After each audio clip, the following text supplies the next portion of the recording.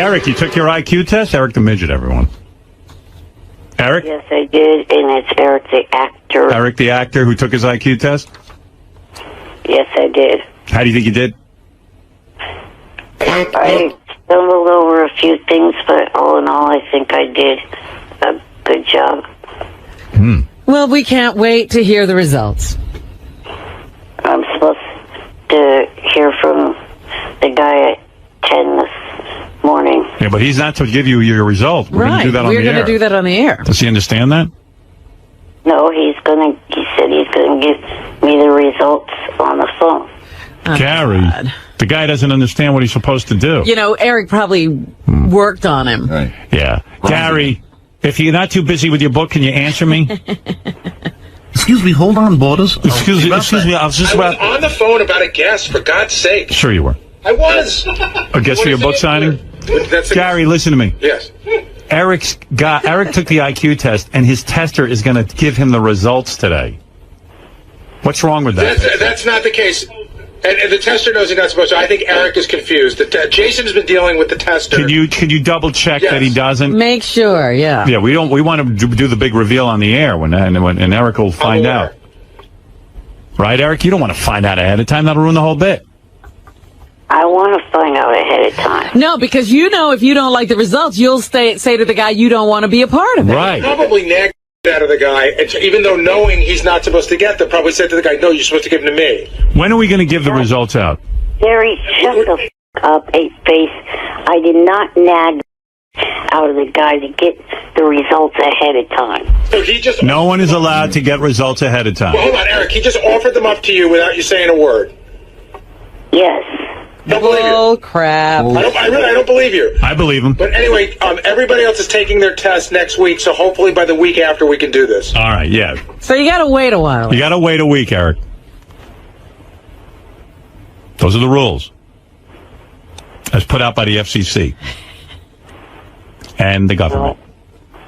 I don't believe that. I don't want anyone knowing. It's not going to be any fun. Don't call that guy today and bug him. Yeah, I want it to be fun so everyone starts betting and arguing over who won. Like if I have money on you, then people will accuse me of cheating. I don't want that. I want this all on the up and up. He said he was going to call me, not... Don't take the call. We got to get to that guy. We got to get a hold of that guy. You guys better get on that right away. Eric, don't take that call. It'll ruin it.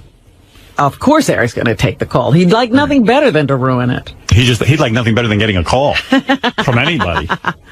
I get plenty of calls. Crank calls. No. Who calls you? People I know. Name 3. Who's the last person who called you? Well, I'll name one of your regular callers, Jim from Raleigh. I talked to him on occasion. How does he get your number?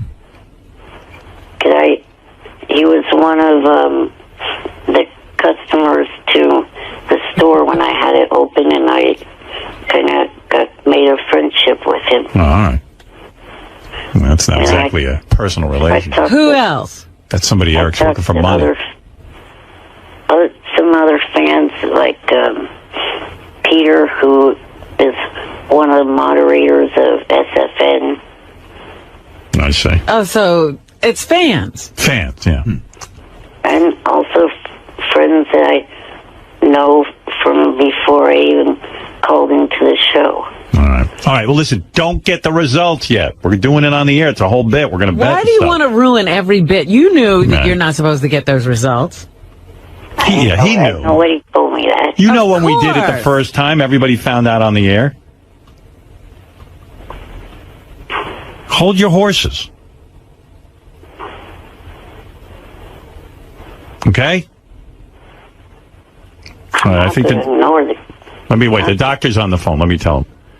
Doctor, just tell me, what did Eric get on the test? Eric got a -17. A -17? I've never heard. Eric's the stupidest person on His earth. IQ is below retarded? He didn't even know his name. Eric, the doctor says you got a -17. Richard, shut the f*** up. Richard? You're a Is this Eric Richard? He didn't even know his name, Eric the Midget. What did he tell you his name was? I don't know who this Richard character is. Yeah, who is Richard? Jackass. Richard's back in the air. Jackass. If you're going to try to impersonate someone, try to lose your accent, you stupid. At least I'm not a negative 17, dummy. You're not Richard Christie, are you? No, I have no idea who that guy is. What is your name, Doctor? My name's Rusty, Dr. Rusty. Dr. Rusty. Rusty Packer. Dr. Rusty Packer. That's my name. Richard, you're so... Can you change your name? You use Rusty for other prank calls, you dumbass. What an idiot. Well, I don't know what the hell to say to that, but you're a dummy. All right. Thank you, Dr. Rusty Packer. Bye. All right. He claims that Eric has a negative 17. I think that was a phony phone call. I think. I don't think that anybody could have a negative 17. Eric, I don't think it was Richard, but I think it was a phony. That was Richard. It was his acting and his stupid prank caller Rusty name. I see. All right, pretty truly. sure it wasn't a doctor. Right. Yeah. That. I'll get to Mike Walker in a minute. I'm done with Eric the Midget officially. I just want to tell him I can't take it anymore. What happened now? I gotta say, Eric, I'm the one guy on the show who loves you, but I think I'm at the breaking point. I have had it. What did he do? Oh, he's such a pain in my ass. Eric, I got everybody here coming to me about you. Let's just forget it. No, I took that fucking test. I sat there for an hour and a half taking that test. I have the right to the results here and now. You heard the first IQ test on the air. I told you, we find out the results on the air. If you can't go along with the game and you're going to ruin it, you just ruin everything. I've tried my hardest to make you part of the crowd. You can't go with the flow. You're just too difficult for me. I don't want to deal with it anymore. Let's be done with each other. No. And He won't even let you go. Let me off the hook with you. I know you took the IQ test. Thanks for being a good sport. Part of the fun is to find out on the air. Why in God's name would we give you the results ahead of time? What possible fun would that be for you to find out privately? The fun is for you to find out on the air. Because if you don't like the results, you're not going to let us have them. I mean, you've been listening to this show a long time. You don't even seem to understand the show and the male camaraderie involved. He doesn't care. He always wants things his way. He doesn't care whatever else is going on. That's what I mean. Eric, we're done with each other, okay? He's not no hard playing feelings in this game. He's got his own game. Yeah, let's end it. Wait a fucking minute. What also happened to this supposed surprise if I took the test? You won't even want the surprise. You're too difficult. It'll never work out. I had an idea for you. I knew something about Jillian Barberie was going down. I was going to hook you into it. But forget it. You're too difficult. Oh, that was the surprise. I had already known about that. But I was getting you involved, genius. No. Yes. She called me and asked me about you, and I was going to hook you into it. I'm always looking out for you. I'm always trying to get you work. I've had it with you. Jim McClure had already called me a couple of weeks ago. Yeah, because I didn't want you to miss out. This thing was dragging on. I'm always looking out for you. And this is your problem, Howard. I'm done with him. I'm done with him. I'm done with him. He doesn't like this thing you were putting together. It's not a surprise. You weren't doing all that much. I wish your head would really explode. It was a surprise when we first brought it up to you when we tried to get you to do the test, and then we had to let you in on it because it's just a pain in the ass, and we didn't want the time to go by. But then we decided you're too fucking difficult. And by the way, you lied yesterday on the air. I said to you, you browbeat the shrink, didn't you? No, I didn't. You're a liar. How many times did he call the shrink? Not. How many times did he call the shrink? I don't know, Jason. How many times you've been calling the shrink? You browbeat him when he was there that day. You said, "I want my results now," and he said, "I'm not supposed to give them to you." And you said, "I." You're mean. You're a little terrorist. A tyrant. You weren't going to sign the paper. Now, how come when we asked you about that yesterday, you just fucking lied about it? He's lying, you fucking ape-face. I did not browbeat the guy. You don't even know when you're browbeating The someone. results. You asked for them. I asked. You're not the situation. You're the bituation. Eric, this is ridiculous. How would it be a bit? Why would we go through the trouble of taking IQ tests for you to find out ahead of time? You know what? At this point, I don't care what the results are. Bye, faces. He's a bully. He just wants to hang up on us because he knows you're done with him. Well, I can't. I mean, what am I supposed to do? I said, hey, Eric, you want to do the IQ test? Yeah, I want to do the IQ test. I said, okay. All right, great. Look, he could be under control, but you always give in to him. Yeah, I'm not giving in this time. It's crazy. And he's not allowed to hang up on me. I hang up on him. How dare he? I love Eric, I do, but he's so difficult. You know, he wants the results ahead of time. How is that fun? The fun is finding out on the air, as I announced. And he knew the deal going in. Of course. He heard the first one. He only wanted to reveal if he thought he was beating everybody here. Right. He has a personality where he wants to control everything. And unfortunately on this show, I control everything. But the thing is, he only would have released those results if they were beneficial to him. He didn't want to play the game. Right. Anyway, so I give up. For those of you who are anxious to have Eric the midget participate, forget it. And Gary, I don't want any results issued to him either. He can't get them, and we won't get them. Oh, no, we get them. But we won't release them. No, I'm not releasing them. We actually have them, Howard, but I don't know. Jason has them. No one else has seen them. And find me a new midget to work with. Well, I think we should do a contest for a new midget. I really do. Yeah. I think we should find a different And I'll get him tons of work. You know that there's somebody else already interested in hiring him for something. Well, f*** him. I'm not going to tell him. Don't. You're not to talk to him anymore. I don't talk to him. He yells at me on my voicemail, and then when I talk to him on the air, he calls me an ape face. You have someone who wants to hire him, right? We have such great opportunities for him. Howard, something that he would die for. Really? Die for. Well, after the IQ test, if he lets us do it, then you'll tell him what it is. And not a minute before. See, there you go, giving in to him again. Don't you want to know his IQ? I can go back there and look at the paper. You know, come to think of it, so could I. But I won't.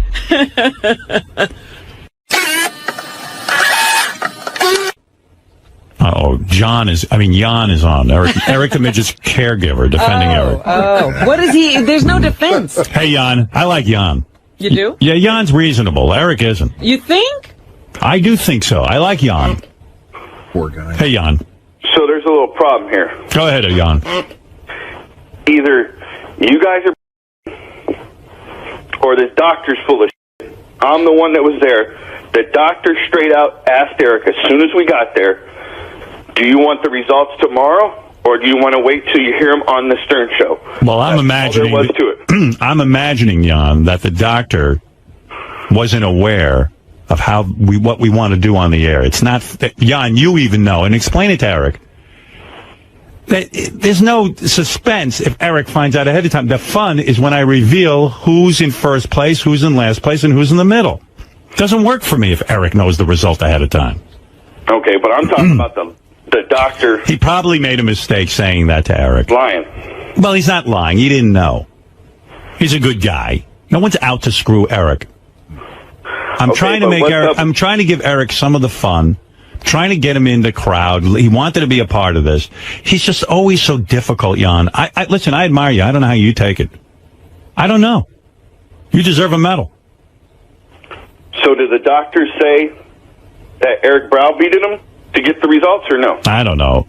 He said that he did hear from Eric, but listen, that's Gary's interpretation. All I know is, as the guy sitting here hosting the show. Gary's a fucking retard anyways. Well, who doesn't know that? First of all, it's not just my interpretation. It's Jason's interpretation.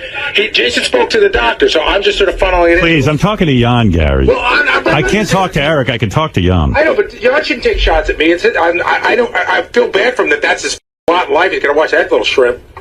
Well, Jan has a tough job. There's no question. Yes, but don't take it out of me. Anyway, Jan. So what is Jan calling to say? Hey, yeah, Jan, what are you saying? If I'm trying to say, if that's what the freaking doctor's saying, it's a bunch of anyways. Well, I'm just telling you, the doctor... the way the contest goes is we reveal the results on the air, and they shouldn't go to Eric first. Now, Eric is almost demanding them first. Hey, Jan, the doctor doesn't work for our show, so he doesn't really know what's going on. He was just trying to be a nice guy, but it doesn't work for us if Eric knows the results ahead of time. What fun is that? All right. Well, I'll go ahead and write back.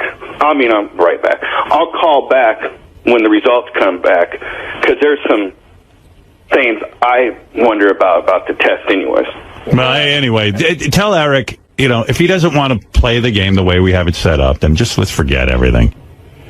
I don't care anymore. He's I don't know about you, but he's eating my kishkas out. And I don't know how you take care of it.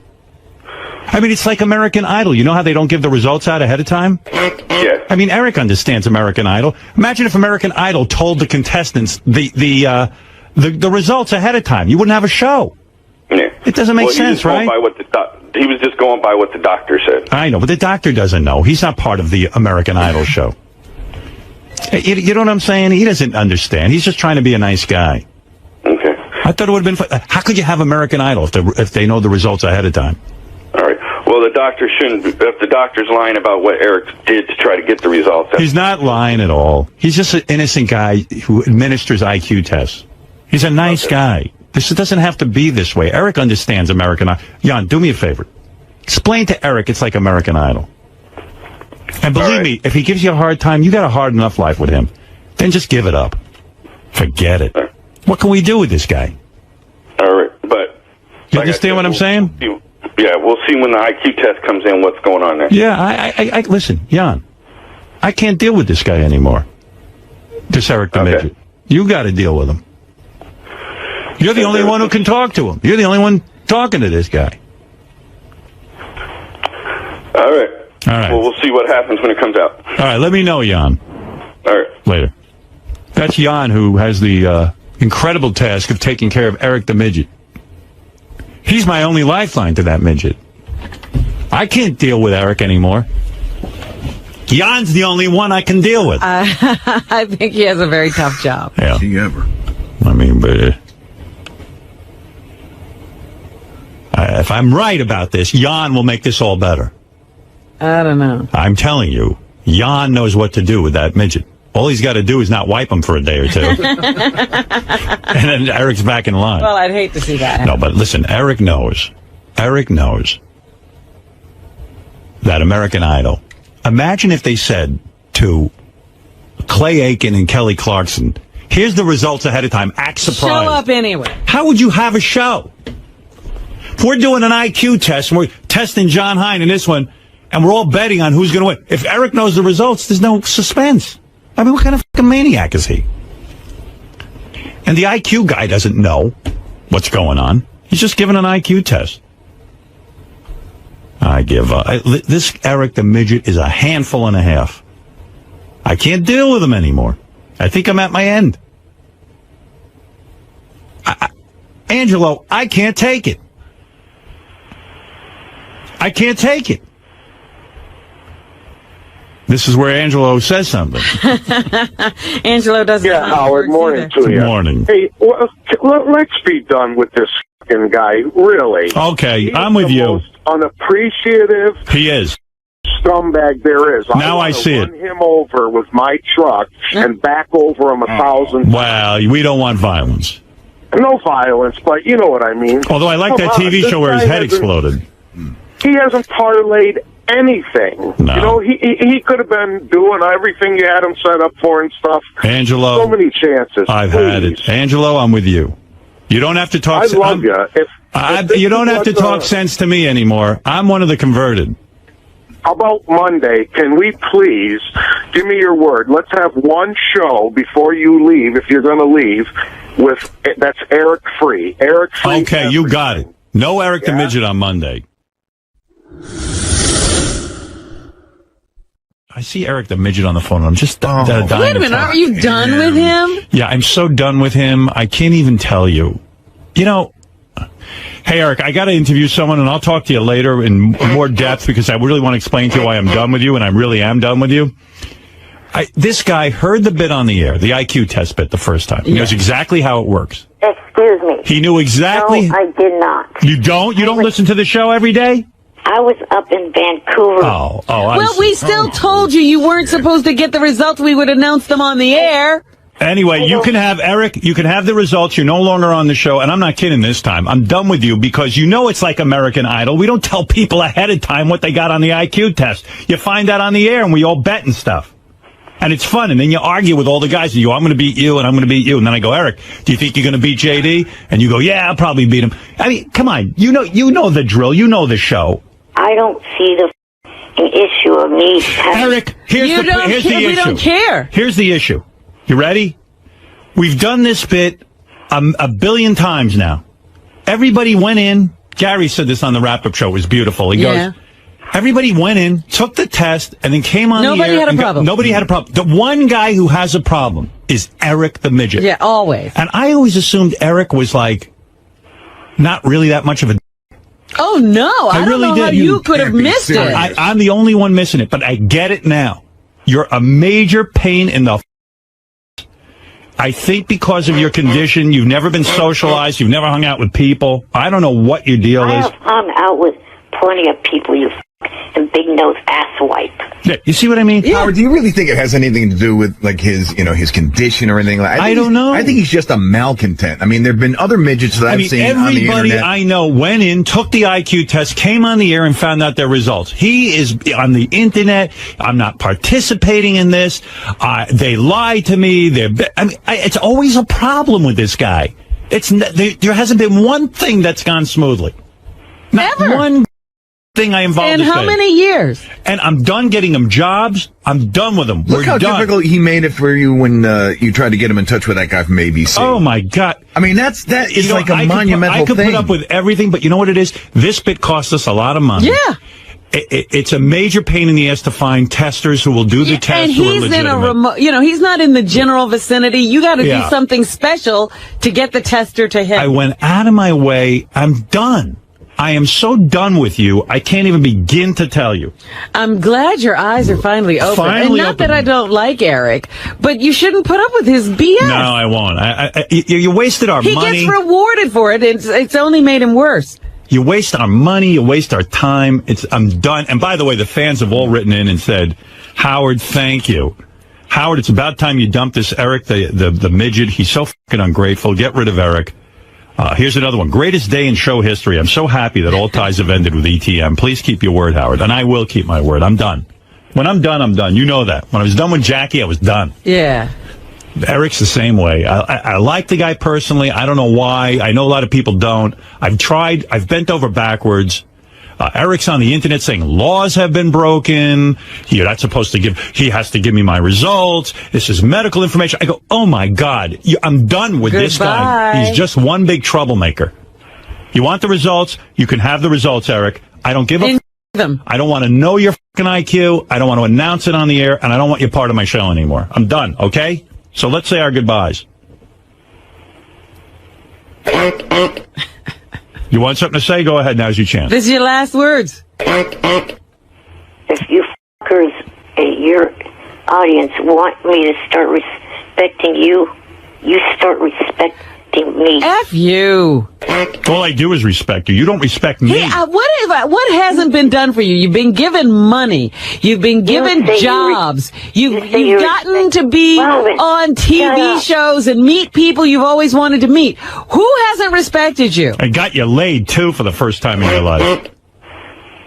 I mean, you're so ungrateful. Forget it. You don't even see it. Dude, you know the bit. You watch American Idol. You don't announce the result ahead of time.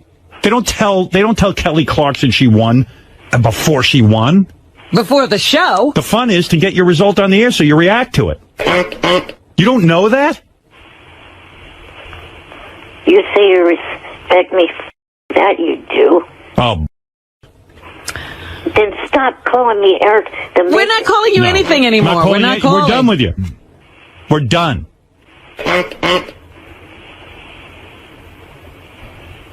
So you don't even have to suffer that indignity anymore. And Gary can get you the results of your IQ test. You can have it. I don't care. I don't want to know your IQ. Sit there with them and enjoy them. Yeah, I'm trying to do something here on the air and try and make it fun. And you're just ruining it. And I wasted all my time testing you. I don't know why I bother with you. You know how we do things. You're not that out of it. And he's carrying on. He's accusing you of breaking the law. Yeah, breaking the law. Hurting him in some way. Yeah. Just go ahead and get your results. Even to get the result, they'll trick me. They'll do this. They'll do that. I'm exhausted from you. Go ahead. Have your last word because we're done. You don't have to call anymore. You don't have to be a part of this show. And if you want your result to your IQ test, go get it. I don't care. I'll tell the doctor to give it to you. I'm done.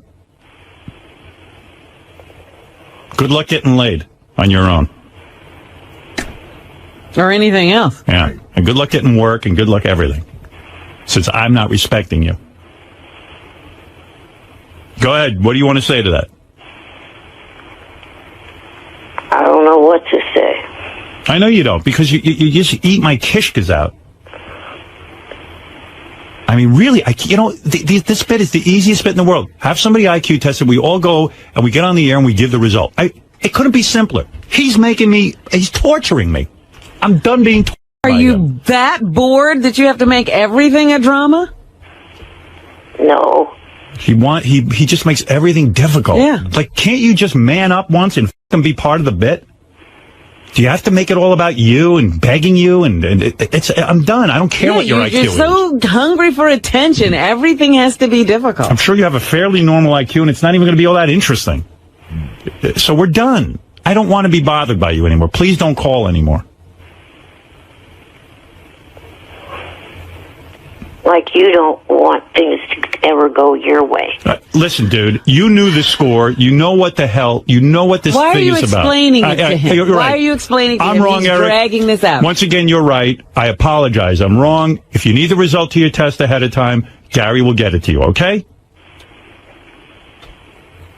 Thank you. And it was been nice knowing you, and we're done. Good luck. Good luck on your own. Call Jackie the Joke Man. That's what it's like. Howard, is this goodbye? Yeah, it's goodbye. I'm not kidding. Goodbye, Eric. Joke. Say goodbye. Everyone say goodbye. Goodbye. Bye, Eric, before you go, what's 9 times 7? 63, you 8-base fuckhead. What's 9 times 6?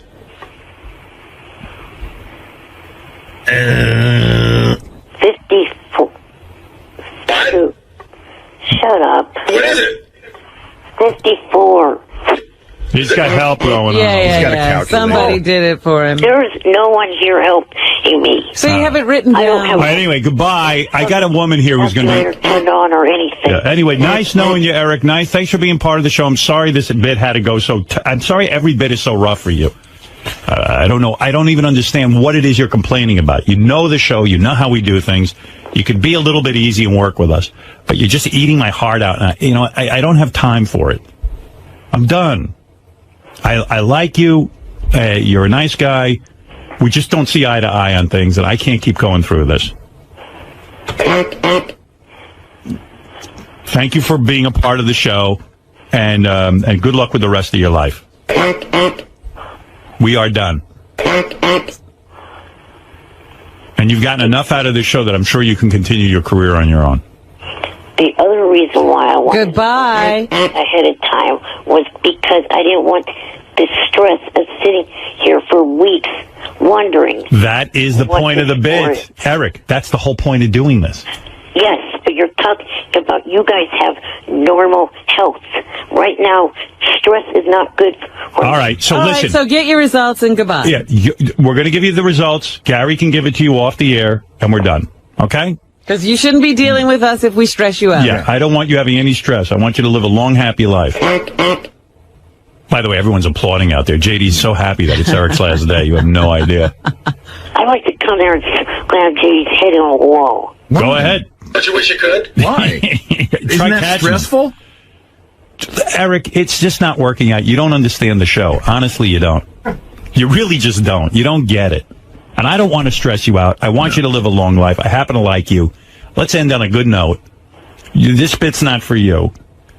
I hate all you. Go to hell. Good. I go to could've hell. had that feeling. All right. Hang up on him, please. No, I'm saying goodbye nice. No. He hung up on me. Good. Yeah, He's a just douchebag. said, F his you, final Eric. words were, No, I mean- hate all of you, go to hell. I like Eric, but I just cannot put up with this. I mean, we went through all the trouble of getting him to do this, and now it's again a problem. And believe me, we explained to him that we would have the results Right. released on the air. Right. He didn't have to have heard it before. He knew he wasn't supposed to get the results. But he doesn't want to be stressed out. And you know what? I don't know Eric's medical condition, and I respect that. If it's stressing him out not to know his IQ, Then he shouldn't participate. He shouldn't have participated in the beginning. Yeah. But if it is stressing him out, Gary, give him his result and don't take any more calls. I don't want him stressed out. I certainly don't want his health being affected by me. By this show. That's right. All right. Thank you. Ridiculous. Yes, JD, you want to add something? I just don't. Oh, sorry. Go ahead. Yes. I just don't understand how you can like him. You said he's a nice guy. Can you? I like him. Can you name one nice thing he's done? No, but I like him. I don't know why I like him. I like him. He hasn't done anything nice, and good riddance. All right. All right. JD's happy. Everyone seems to be happy. All right. Good.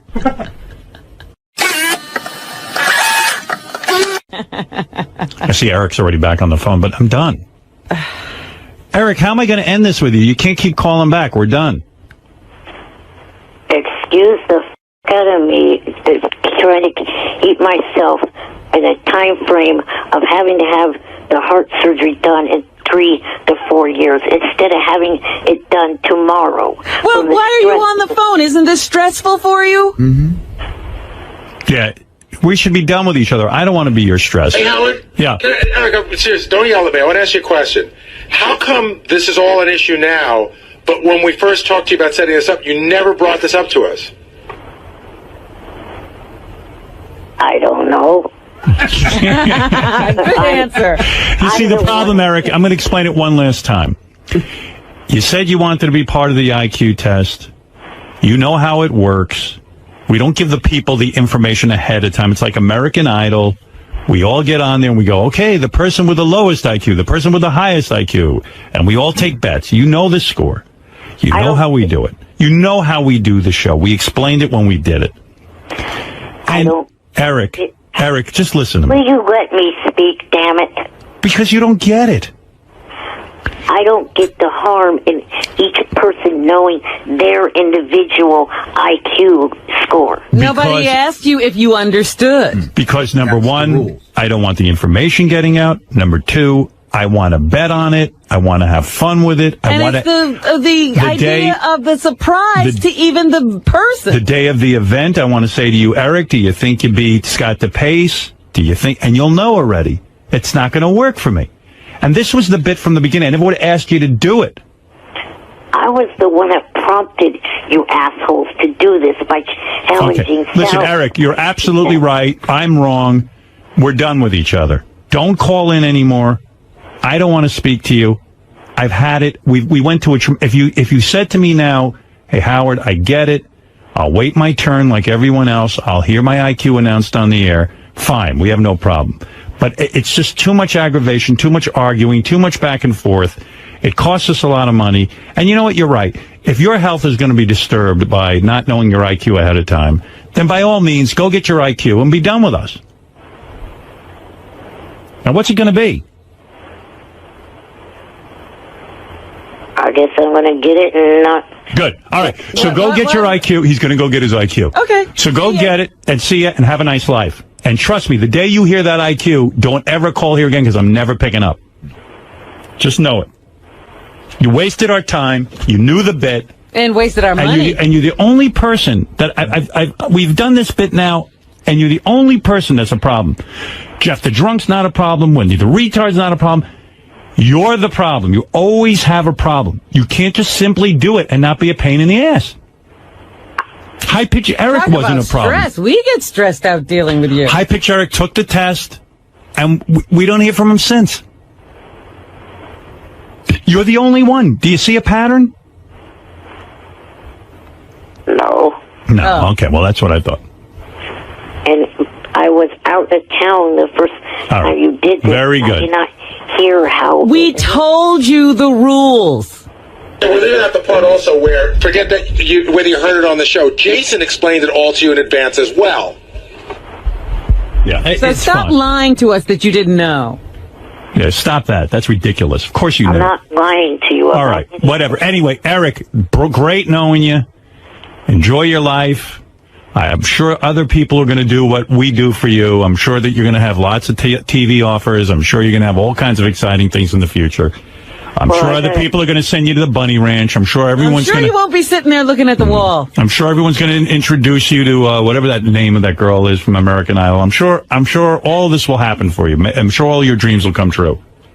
Nice knowing you. someone did email me on Facebook, asked me if I'd call into a show that they work for. Good. Excellent. Go All ahead. right, so you're all set. O&A. Good. Go on. All set. Asses. Go ahead. Go ahead. I wish you well. Let them deal with you. Right. They're much better at dealing with you than I am. Because I've had it. I'm frustrated. I don't know what else to do. Does he think it's us and that other people will learn to live with him? You think we're the nutty people, Eric, and you're normal? Believe me, nobody else would have put up with you for this long. I don't feel I'm at all difficult. I know you don't. I know you don't. Okay. Eric, bye. No hard feelings, and thank you for calling in all these years, and we're done. I'll somehow survive without you. Thank you. Enjoy your life. Yeah, I wish you a long, healthy life. Can't you say goodbye? Bye for good. Bye for good. I mean, what is the problem with waiting your turn to get the IQ test? I mean, what is the problem? It stresses him out. Yeah. There wouldn't have been a f***ing problem if the doctor didn't say in the first... Who cares what the doctor said? I told you the doctor was wrong. We're not giving you the result ahead of time. That doesn't make the show work. It's a waste of my money and time. Why can't you get that through your head? I got it. This is a waste of time. I thought he said goodbye for good. What are we still talking? Why didn't you hang up? And believe me, even if he said now he agrees, 2 days later he'd be back again going, I don't agree to this. It's ridiculous. You don't know that. I do know you. I know you like I know you so well. Johnny tells me about you. Hey, hi, Pitch. How you doing? What's happening? Hey, Howard, you know something? You're right. Get rid of this measure because, you know something? I took the test. I didn't need to give you a problem. I didn't need to give the doctor a problem about these test scores. I just, waited patiently and waited till I got the results. That's what they, of course. Hey, Mickey Mouse's retarded cousin. Shut the No, you shut the fuck up. You fucking listen to Howard. Howard's making a big star, and you being a pussy. Hey, you know what, Eric? I probably figure when the results come out, you probably beat Eric. Because you get it, and he doesn't. I mean, Howard, listen, why are you wasting your time with him? I don't know. I'm a masochist, but I'm done anyway, Eric. I learned my lesson. Come on, don't let him rile you up. Come on, get to Steve Langford and do the news. Hang up on him. All right, High Pitch. I'm going to take your advice. High Pitch, go eat yourself to death. Go f*** yourself. Go f*** yourself. Fuck your roommate, Jan, whatever his name is. Oh, dear. You're the gay one. You're evil. You're an evil little... All right. You guys done? No, not yet. Eric, take the IQ test. He took it already. It's okay. I don't want. We're not I don't need him doing as a that. part of it. It's fine. Oh, and he's the one that's going to beat me when he thinks I haven't even taken it? All I know is you're. Eric, listen, Eric. Why do you have Howard results when it happens? Because Eric wants to be different from everyone, High Pitch. Well, he's retarded. If he doesn't want his test results revealed on the show, he's retarded. All right. Thank you, High Pitch. Howard, I love you. Have a great day. Roger, thank you. congratulations. Thank you. Never Stop thought. bending over and kissing Howard's fat ass. Why? Don't kiss his ass. You kiss his. You stupid. If you don't want the IQ test results revealed, hang up the phone. Don't waste Howard's time. Yeah. Why are you bothering me? High Pitch is making a lot of sense today. Yeah, you don't want to be a part of anything we do. You don't like us. Why are you on the phone? I mean, how would Gary treat you like gold and give him a hard time? Oh, yeah, calling me shrimp on air is treating me like gold. Like the hate face did last week. Call me ape face. I got to fight back. Howard, I mean, come on, Eric. Since you've been on the show, Howard Gary's been so nice to you, and you can't do that. That's all right, Eric. High Pitch, thank you. All right, bye. Bye. Okay, Eric. Nice knowing you. Bye. Bye. Right. We're done. Quit calling me. That's how he signs Well, off. that's why I'm You done can't with him. leave on nice terms. We're just No. saying we can't work together. He can't be nice. There's nothing human about him. And he always wants special Fucking treatment. arrogant pricks. You're the one that's arrogant. He just hung up. Yeah, I'm arrogant. Yeah, Matt, go ahead. You're on the air. Yeah, hey, Howard. I think you're handling this just right, Matt. Like, Eric is really not thankful, and that's the only endearing thing about him, really. Right. Is the fact that he'll never say thank you and that he'll never appreciate anything. Can I ask you to extend this ban, though, to Johnny Fratto as well? Like, I hope Johnny, I don't have a problem been with. paying you some money behind the scenes to get on the air over the years. You know what I'm saying? I like Johnny, but whatever. Anyway, well- I'm done with Eric. I just think he can't do the IQ test because he's going on gay holiday pretty soon. You know what I'm saying? All right. Thanks, Matt. Thanks. Holy mackerel. Eric, the former Stern Show caller, the midget apparently thumbing his little nose at yet another opportunity late last week. Johnny Fratto imploring the Tiny Terror to take an offer to do a part on a cartoon, but Howard 100 News listening in surreptitiously as Eric the midget offers up his usual outrageous obstructionism. An exasperated Fratto finally asking, do you just want to be a handicapped man in a wheelchair for the rest of your life? All right. Meantime, a well-placed source at Fringe telling Howard 100 News, Eric the Midget continues to call the set in Vancouver repeatedly, sounding very much like someone who wants back on that show. Well, Head was exploded. There's no way of getting back, is there? that's it. I'm pretty sure he's dead. After your head explodes, how do they bring you back? Feedback on Eric the Midget. The controversy continues that Eric the Midget, I think about this guy and all the opportunities that we provide. And also, I know Gary said there was another big opportunity for him. And I don't think it's really asking too much that he wait to hear his IQ during the show. Right. I think that it's pretty obvious that the show would be, we spent a lot of money on this and we'd be ruined if we gave him the IQ ahead of time. He refuses to see it that way, and so I'm done. I'm done with Eric. But the feedback continues. He's evil, and that's why I love him. Please don't cut him off. Of course he'd be the one to have a problem. He's a special kind of... Keep him. You ripping on him is like music. But other people don't feel that way. Other people are just fed up with Eric. Yeah, thank God that ungrateful midget. This is the best day ever that Eric's gone. Thank you so much, Howard, for cutting Eric out of the show. It's so much better without him. And it continues on with this email. That ungrateful little midget. Eric, selfish, spoiled, and a little turd. He thinks he's better than everyone else, and he's an entitled... Here's another one that was short and brief. Ding dong, the midget is dead. Whee! And finally, thank God, no more Eric the midget. I'm sick of his shit. I'm sick and tired of how he talks to Howard. He talks to Howard like Howard isn't. And no one would know who the Eric was if it weren't for Howard. And he owes a lot to Howard. And now he's threatening Howard that he will call Opie and Anthony. What an ungrateful... Eric is a waste of time, and I will not miss him. And I'm sure I don't stand alone. I hate Eric. He's a turnoff. So there you go, Robin. It seems like an avalanche of con email as opposed to pro email. One pro, and all the cons were let out of prison. By the way, Eric the Midget, of course, ruined the IQ bit. He didn't ruin it entirely, but he wants to know his own IQ, and he refuses to participate the way we asked him to. Mm-hmm. Benji said to me, the next time Eric calls in, I said, Benji, I'm not taking any more calls from Eric. I'm really pissed that he ruined the bit. Mm-hmm. He goes, I could convince him to do the bit right. So he claims if Eric calls in that he will convince Eric. Well, is Eric getting the results? Because if he doesn't call in soon, it'll be ruined anyway.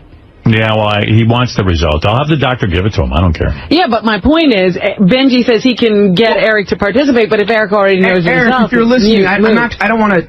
You'll do it tomorrow. I don't want to convince you, but I want to talk to you about it, and that this is the right decision to do it.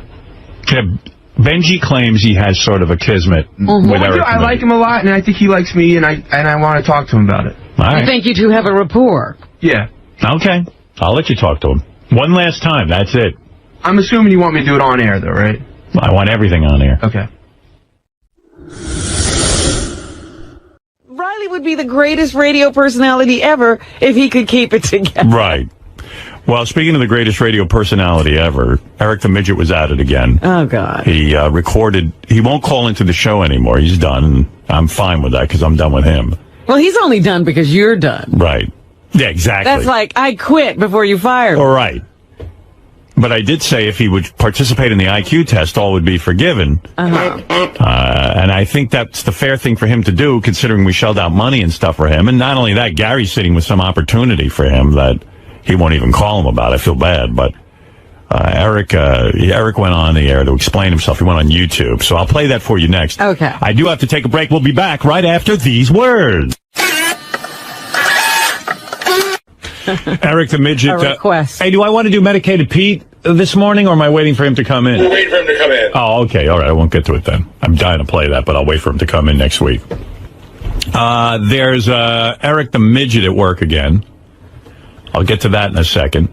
Eric went on YouTube because he doesn't call into the show anymore. Mm-hmm. And he's now bad-mouthing us on YouTube, which is always entertaining. In fact, it's better when he does it there and we can just play it. Right. I don't have to put up with all the...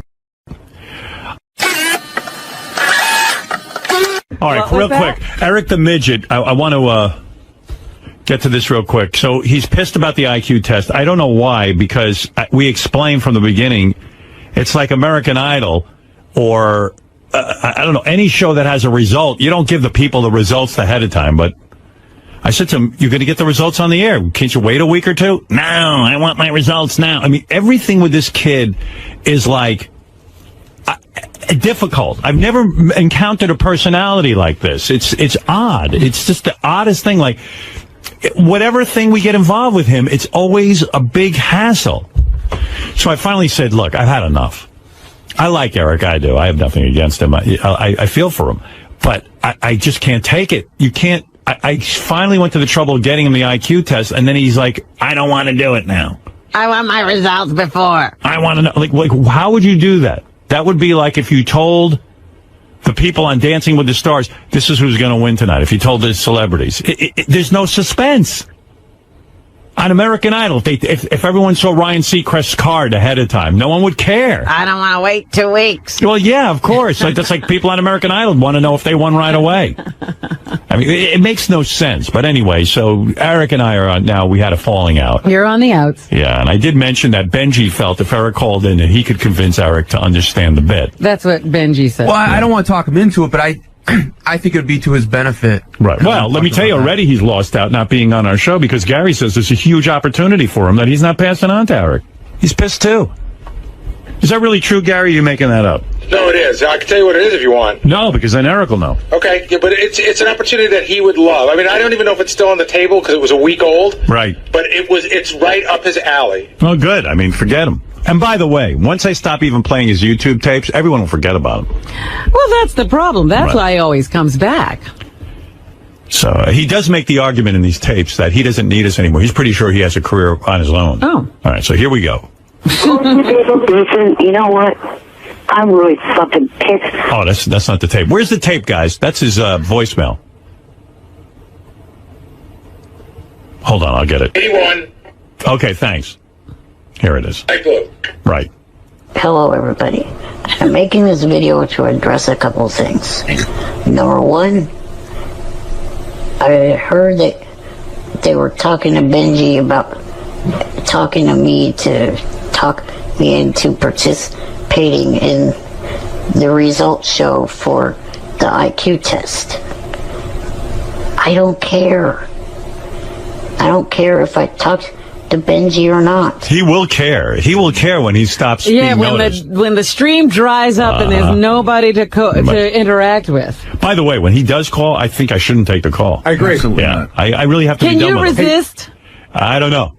We'll see what happens. Yeah. Can I tell you, there's something really weird going on with him visually as well, Howard. First of all, his hair's completely white now, right? And he wears dyeing it. And he wears those glasses. And even though he's got a camera where you can see yourself, for some reason, it's only half his head. Right. So you just see just from his nose up. But he looks like Lyndon Johnson when he gave the speech that he wasn't going to run again. He's literally aged 20 years in the last week. I do not want to go back to that overly arrogant-filled show. It's a bunch of arrogant pricks that only care about themselves. Sounds like he's talking about himself. They don't respect anyone other than themselves. And I'm tired of being verbally abused by them. And I'm tired of being verbally abused. Well, I'm tired of being abused by him. Right. Who's more verbally abusive than him? Yeah. By the KISS fans that he has. I've had enough of it. I've had enough of him saying he'll do a bit and then going backpedaling. So I don't feel like talking to Benji. I'm not going to call in to talk to him. He will. Period. You wait and see. He won't even last the last 16 shows without calling them. That's right. No matter how many of you request me to do so, I don't want to participate in any part of that show ever again. Period. All right, then he goes on with where he thinks he can succeed without us. All right, I like to hear that. Right now I'm at the point that I feel that if Peter Dinklage can become a successful actor with Peter Dinklage can act. He actually studied. Yeah. not even being involved with the show oh God ever in his life. Yeah, how did Peter Dinklage become successful without us? Yeah. Right. So can I. If Marty Klebel is really, he's been working his entire life, Marty Klebel. I know Marty the Midget. Yes. Marty's AKA done this show. Yeah, wait, let me back up. I'm talking. The Midget. If Marty Klebel, a.k.a. Marty the Midget, can leave the show for whatever reason he left, it was Marty is better looking and can dance. The terms are bad. And be in a bunch of movies and TV shows, so can I. Good luck. The same goes for the other little person, actor, Tony Cox. He never had any involvement with the Stern Show, and he appears in TV shows, movies. You know, he's going to be in an episode of Psyched. And also... First of all, I bet you I know Marty knows what 9 times 7 is, number one. Number two, Marty is a dancer. Marty the Midget. Only that the Roloffs have their reality show without being involved with Stern. The little couple, they got that reality show without being involved with Stern. And the guy that plays the chief medical examiner on the original CSI, a double amputee, he never got involved with Stern to get that role. That's right. So I feel I do not have to be involved with the show anymore. Yes, you do. Well, how did you get your roles, though? That was your Just way. give it up. I'm done. And everyone in Hollywood says Marty the Midget's easy to work with, which I know because I've had Marty on the show many very times. cooperative. Marty's easy and fun. Yeah. Well, anyway, there's Eric's response to all of this. As you know, Robin, he is very, very, very irate and angry because we asked him. What is he doing using the midget term? Marty the Midget, he just. Yeah, that's not right. I'm going to get me a new midget for this show. You wait and see. Done with him. Well, I'm going to give you everyone who was in it. I'm going to review the results of the last IQ test. Eric the Midget is not a part of it. I'm sad about that. I wanted him in it. Yeah, that would have been fun. I really think he's being unreasonable. I really do. He has not relented. No, and you know what? He'll get the results for his IQ test privately, and that's it. What is it? I have 11th hour demands. Yeah. We do have a shot at getting it back. But what is he? What's the demand? Let me see. Because I'd like him to participate in this. Let's see. Hey, Johnny. They start off okay, and they just get more ridiculous. The whole IQ test thing is driving me nuts. This prick doctor still has not given me my results yet. Yeah. But you want him off the air, and I'm holding out hope that you'll do it on the air and be a mensch because we cost us money and stuff. Yeah, I like a man of his word. Eric's not being a man of his word. I've called the guy twice last week and once this week. I know that they are going to give out the results on air. I was maybe considering making one final appearance to get my results under these terms. One, that during the call, no one at all can call me Eric the Midget. All right, I can work with that. All right, I'll do that, even though I don't like being bullied. Okay. They have to show me respect by calling me Eric the actor. Well, he called Marty a midget. That's true. All right, but up to number 2, I could still work with that. 2, no on the line can get on air. What does that mean? How do you know who's an... In other words, he doesn't want you to take calls while he's on the line. All right, I can live with that. I can live with that. Well, basically what he means is nobody calling up to say bad things about him. Anybody who was praising him, he'd let through. No, what I'll do is before I take calls, I would hang up on him and say, okay, now you don't have to be on the air, and now we're going to take phone calls. Okay, that I can live with. All right.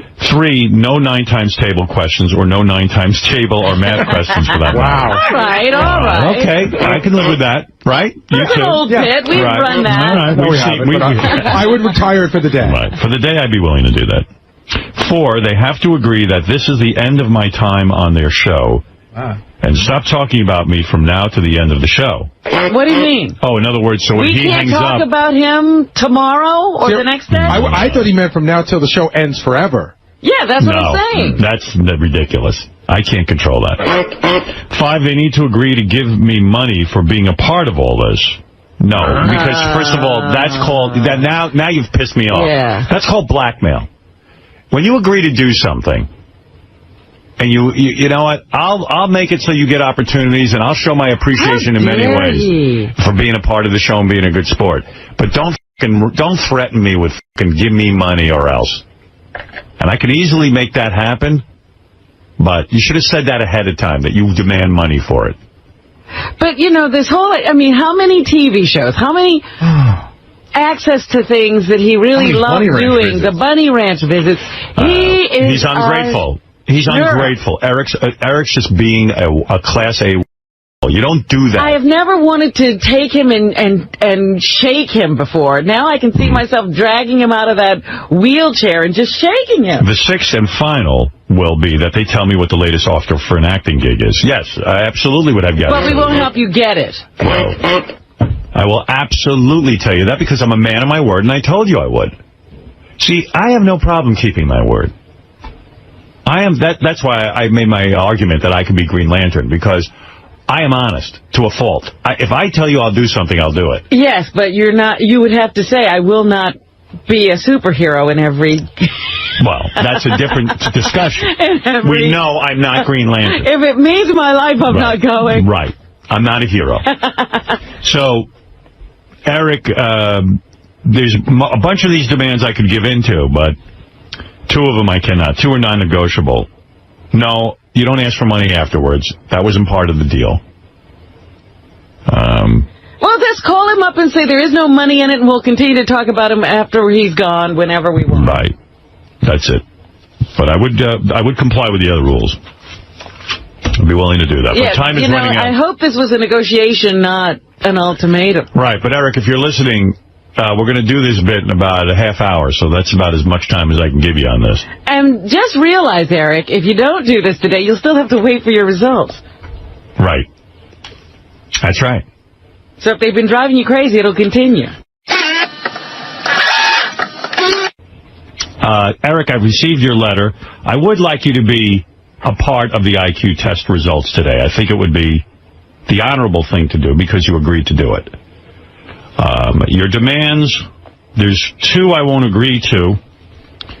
Here's what I see. I'll tell you what. Let me get the list of demands here. Okay, final appearance, get my results under the following terms. Okay, 1. During the call, no one call me Eric the Midget. Okay, I can do that.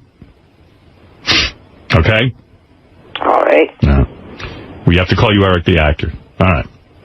2, no one on the line can get on the air while you're on the air. Okay. So while we do the results, I won't put anyone on. I'll hang up on you at some point, and then we'll take phone calls. I'll agree to that. It's a little difficult, but I'll agree to it. 3, no 9 times table, no math whatsoever while you're on. Agreed. I can do that. The 4th one I can't agree to. They have to agree that this is the end of my time on their show and stop talking about me from now to the end of the show. I don't know what that means. I mean, there's no way I can't guarantee that. People are going to call in and talk about you after we do the IQ test. Of course they are, but you don't have to be on the phone for that. From now till December 16th, the end of the show. No, I can't agree to that. I can't. I mean, and not only that, I think that this is a little bit obnoxious because, you know, you agreed to do the IQ test. We went to the trouble to do it. And there weren't any of these conditions. We didn't have to do, you know.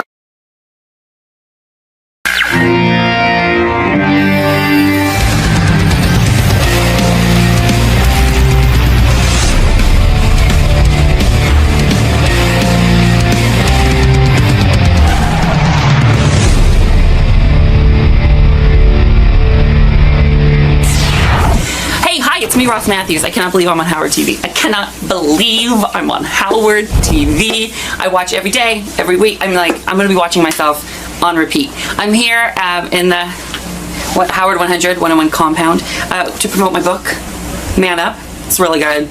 Not gonna lie, it's really good. Chelsea Handler wrote the afterword, Gwyneth wrote the foreword. So I'm doing that. I have my talk show coming out in the fall, but honestly, I don't give a shit about me. I am so excited. Ronnie met me at the front door. He was very professional. Gary came and talked to me. Now I'm talking to you. And I'm gonna go talk to Howard in just 1 second. It's like, could be the best day of my life. You're a true super fan. Beyond super fan. I want to meet Richard and Sal. I've never met them before. Really? Really? Most people run from them. You're ready to do it. Oh first. no! I want to if they wanted to go grab some brunch right after the show, I would take them out. My treat. You're down. Yeah, I'm more than down. I'm laying flat. I'm in. And who else do I want? I know I've met Lisa G before. Right. I was in Miami once and met Hypish Mike Morales. Who else do I want to meet that's here? John Lieberman. If I met John Lieberman, I'd be dead at 5. Really? Yes. I want to meet John Lieberman. This is a first. I mean, most people shy away from some of the staff here. I like this. I want to know everyone. I like your enthusiasm. Thank you. We'll see you in the studio. Okay, great. I would say have fun, but I know you're going to. You know, I was on once before with Howard, and it went great, but you still get nervous. You know what I mean? Especially when you're a super fan, because it's like crawling inside. You're going into the lion's den. Yeah, I'm fine. I'm good. I'll be good. All right, we'll see you inside. Okay. Howard, just a couple things I got from Ross in the green room. Yeah. He's a huge super fan, watches Howard TV. He goes, listen, I don't care. He goes, but I'm not really, he goes, I don't care what Howard calls me, but I'm trying to move away from Ross the intern to be Ross Matthews. He's like Steve. And the thing about, he's got a talk show that's starting in September. Half-hour talk show on E. Right. And the only reason with the high-pitched Mike thing why I wanted Will to show you was that Mike was saying he hung out with him in the night and they were up in his penthouse at some hotel, and Mike's angle was sort of like, where is he getting all this money? Like he stays in, like he said he had the whole floor of this hotel. Hey, Ross, first of all, Ross Matthews is here. He doesn't want to be called Ross the intern anymore. I didn't know that. I see. He's got a new book out called Man Up. Funny. Tales of My Delusional Self Confidence. Do you guys mean confidence? I think we found it right on the book cover. No, look, it says confidence. On your screen. Hi. Wait, let me see something. Here, look. On the book, it's spelled right. My fucking staff is a bunch of idiots. Hi, guys. Hi, you know what they wrote here? Listen to this. My staff writes, Ross Matthews' book, Man Up, Tales of My Delusional Self-Confidence. I think Sal wrote that, right? Yeah, it must be Sal. You know, the last time we had you on, Ross, yes, we got more people, because of your unusual voice. Yeah. People were like, hey, who's that chick who's on? She sounds hot. Yeah. Do you think people jerked it to me? Yeah. Hey, out there. Chelsea Handler says in the foreword to your book that you are a straight up virgin, that you have a boyfriend of 4 years, you guys blow each other. No. She said when she met me almost 10 years ago, I was a straight up virgin then. Meaning you never had sex with a guy? Yeah, like in the whole... I had, and I write in detail in the book about my sexual sort of conquest with women. Yeah, that didn't go so well. That happened young. High school. Was it high school? Now, when did you first have sex with a woman? By sex, I mean kiss. You describe kissing and stuff. Yeah, and finger banging, which is like so violating, like sticking a finger in someone. That's well, I mean, it's fine if she's into it. It's not my cup of tea. You described that when you were young, women really dug you. Like before you realized yourself you were gay. Yeah, I just never thought about it. But in high school, I had so many girlfriends, and on 90210 they were doing it. So I was like, I could kiss a girl. Made out a little bit, and then eventually, when I got serious with my high school girlfriend, I ate her out. You did, and that was it. When you tasted pussy, it was over. You know, it wasn't even the taste; it was just the visual of it. It's just not. That's when you knew you were gay. It was like a ding dong. Yeah, but you say you knew you were gay when you were singing Barbra Streisand in the shower. Did you really go through the book? Yes. I cannot picture Howard's. I can't believe Why? you held my book. I guess it blows my mind that you would go through my book. It's like the biggest honor. Well, you would describe that I'm one of your big influences. You describe that Kathy Lee Gifford is a big influence. And two other people you said. I say Jay Oprah Leno. and Jay Leno. So yeah, I mean, one of the things is not like the other. I mean, I know they're not your favorite people, but you are. I've listened for so long, and I watch Howard TV every day with my partner Salvador, who's listening live right now. So what is your sex life like with Salvador? It's good. But there's no anal? No, there is. Oh, there is? Yeah. So Chelsea Handler is wrong. No, she writes when she met me 10 years ago, I had never had penetration. And so what she writes in the afterword is that she had to give me the confidence to be able to take my clothes off around Because you people. were heavy. I was heavier. I'm like a big gay clown. There's nothing really, look at me, Howard. There's nothing sexy about me. It's not like... You lost weight. You became a spokesperson for Weight Watchers, Jenny right? Craig. Jenny Craig. Are you still a spokesperson for Jenny Craig? No, that ran its course. That's a lot of do-re-mi, isn't it? You know what? Yeah, it was pretty good. It was good. Isn't it the best thing to be paid to lose weight? There was a lot of pressure for me, and I felt like I couldn't keep it up. My body can't be my job. I can't guarantee in a year that I won't shift my priorities and be able to keep weight. It's hard, and I felt like this is not my job. My job is to be funny and entertain people, and my body can't be my job. So Chelsea Handler gave you the confidence to say, even though you're heavy, you're all right to take your clothes off in front of your boyfriend. Yeah, no one else gets to know. No. Do you ever get in a bathing suit? Yeah, with him. Yeah, but I'm saying, when you go on vacation, do you ever get into a thong? And not a thong. We have a house in Palm Springs, and I go in the pool, but I make sure the gate is locked. No neighbors are dropping by. Yeah, gay or straight, I lock the gate too. I don't want anybody seeing me. You're not going to be on Splash? No, there was interest there, and I was like, get fucked. I'm not taking my shirt off. Have you ever seriously tried to get super ripped and in shape? Like Perez Hilton just got in shape. Yeah, he looks great. I just don't think that's possible for me. Can you imagine with this voice, if I do you want to see my body? When you were young and you were finger banging these chicks and stuff. And it didn't happen a lot. It was like Was your voice like this, or were you putting on an affect to sound more manly and fit in? No, this is just always it. I write a whole chapter in the book about the voice. There was a certain point where I say, TikTok puberty's not coming. Right. So I love it. And I had to just love it. This was always your voice. This was always your manner of speech. I sounded the same at 5 years old. And these girls didn't know you were gay? It was a different time, Howard. I write. It was before Will and Grace, before Queer Eye. Nobody really knew. And People didn't know gay people? No, we did. But I mean, it wasn't really an option. I didn't know what it was meant to be a grown-up, successful, happy gay person. I didn't see that, No. So it's not like I could identify with that at 14. I just kind of felt different. There's a lot to this book. Ross Matthews. I didn't know you don't want to be Ross the intern anymore. Well, it's not that I don't want to be. I love it. Just they haven't called me that in 4 years, and I kind of feel, I'm 33. I'm the Beeve. At a certain point. I'm getting my own talk show in the fall on E, and Now, Chelsea Handler got that for you? She produced it. We created it together, and then with her team, and then. Is it going to be every night? It starts weekly. Weekly, once a week. Now, Chelsea put Whitney Cummings on once a week, and it almost wasn't enough. Like when you're on once a week, it's really hard to catch on. You know what I mean? I'm worried about that, but this show that I'm creating is. I think there's so many shows that look at pop culture and tear it down and say, "Isn't that stupid? Isn't that stupid?" I love this stuff. I've loved this since I was a kid. You love gossip. You love pop culture. I love all of it. Yeah, I love it too. And I want to create a place that says, "You love it, I love it. Let's talk about it." So when I have Gwyneth Paltrow on as a guest, I'll interview her. In the next segment, I'm going to be in the audience, like Oprah did back in the day. Right. And the audience can ask her questions. We'll Google chat and Skype people in, and so people in Nebraska or wherever. So it'll be like a big town hall. Exactly. And the soup, for example, I was just watching that last night because I got up at 2 a.m. and I couldn't sleep. The soup was on. They tear down pop culture, right? They do. That's their and it's thing. funny, and right. I don't want that to go away. I watch that. I think it's hilarious. Chelsea, we do that on Chelsea's show. But if you watch on Chelsea's show, I come at it from a different point of view. I'm always, if Britney does something stupid, I'm disappointed in her. It's not that she's a dumb, stupid bitch. She's better than this. You love gossip. You love that kind of thing. Now, you became I read in the book, you became best friends with Gwyneth Paltrow because you were doing your gig on The Tonight Show. You were on the red carpet, and Gwyneth Paltrow's on the red carpet, and you strike up a friendship with her. Yeah. I said, will you be my best friend? And she said yes.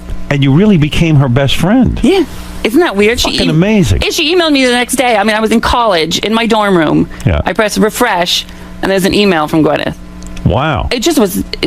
That's why I wrote a book, because there's so many crazy, ridiculous things. But it was weird. Like not only, I mean, like it wasn't like she just said, "I'll become your best friend." She said, like, "Hey, let's hang out," and you went to her house and hung out with her and the whole thing. Yeah. Isn't that kind of strange? Yeah. And what do you do at Gwyneth Paltrow's house when she invites you? Like, where did you go? You went straight to her home after she emailed you? No. So we emailed for like 6 months, and then I was kind of like, is someone playing a joke on? You know? Right. Is someone pretending to be Gwyneth Paltrow? Yeah, like, right. Because that would be the meanest thing to do to like this stupid intern. Yeah.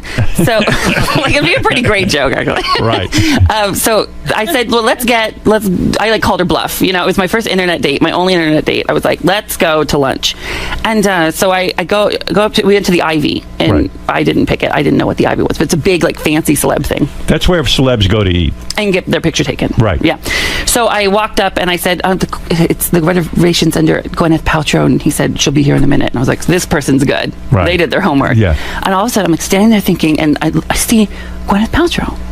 What? And I think, holy fuck, there's Gwyneth Paltrow. Is that somebody who you worshipped? Was that somebody who you... Oh, when Brad Pitt thanked her at the Golden Globes, when he won for 12 Monkeys, supporting actor, he thanked Gwyneth Paltrow, and that's the first time I saw her. And I said, who is that? That's you my type. loved her. I loved her. Gay men love beautiful women. I want to French braid her hair. I want to like get in there and just play with it. Yeah, what is that? I don't know. I can't figure it out.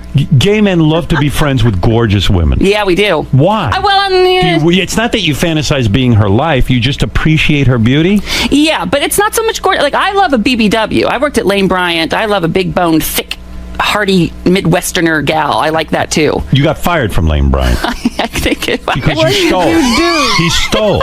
What did he steal from Lane Bryant? You're ruining it. I can't believe you know that. Ruining it? You wrote that in your book. I know, but I wrote it in a room, and now it's going out. I can't believe you know that. Lane Bryant is a store for heavy-set gals. Yeah. And you worked there, and they fired you because you stole what? Well, I had this new... Giant panties? I mean, what would you steal? I know, and it's so pathetic that I had to put it in the book. It's just so mortifying. So I had this new manager come in. She was trouble. This new manager. She smoked. You know, she swore. And so she was like really badass. And one day she just started putting stuff in a bag and walked out and was like, fuck the corporate man. I was like, yeah, fuck the corporate man. Right. So she was like, you should take something. I'm like, well, this is a store for plus size women. I don't know if they're... She said, well, there was those pajama bottoms you liked. I'm like, I did like those pajama bottoms. They were like a charcoal. That's pretty manly. You liked a woman's pajamas. Listen, the saddest part is they fit perfectly. So I thought, hey, so I put it in my bag one day. I was like, she can do it, I can do it. Sure. Walked out, and the next morning I got a call. Can you come in? I was like, great. I got free pajama bottoms and another shift. So I walked in, and there was like a bald guy waiting for me. Oh, boy. Yeah, they said we caught you on what camera? What would you say if we said we had footage of you walking out of here? Oh my God. I squealed like a pig. So that was on your permanent record.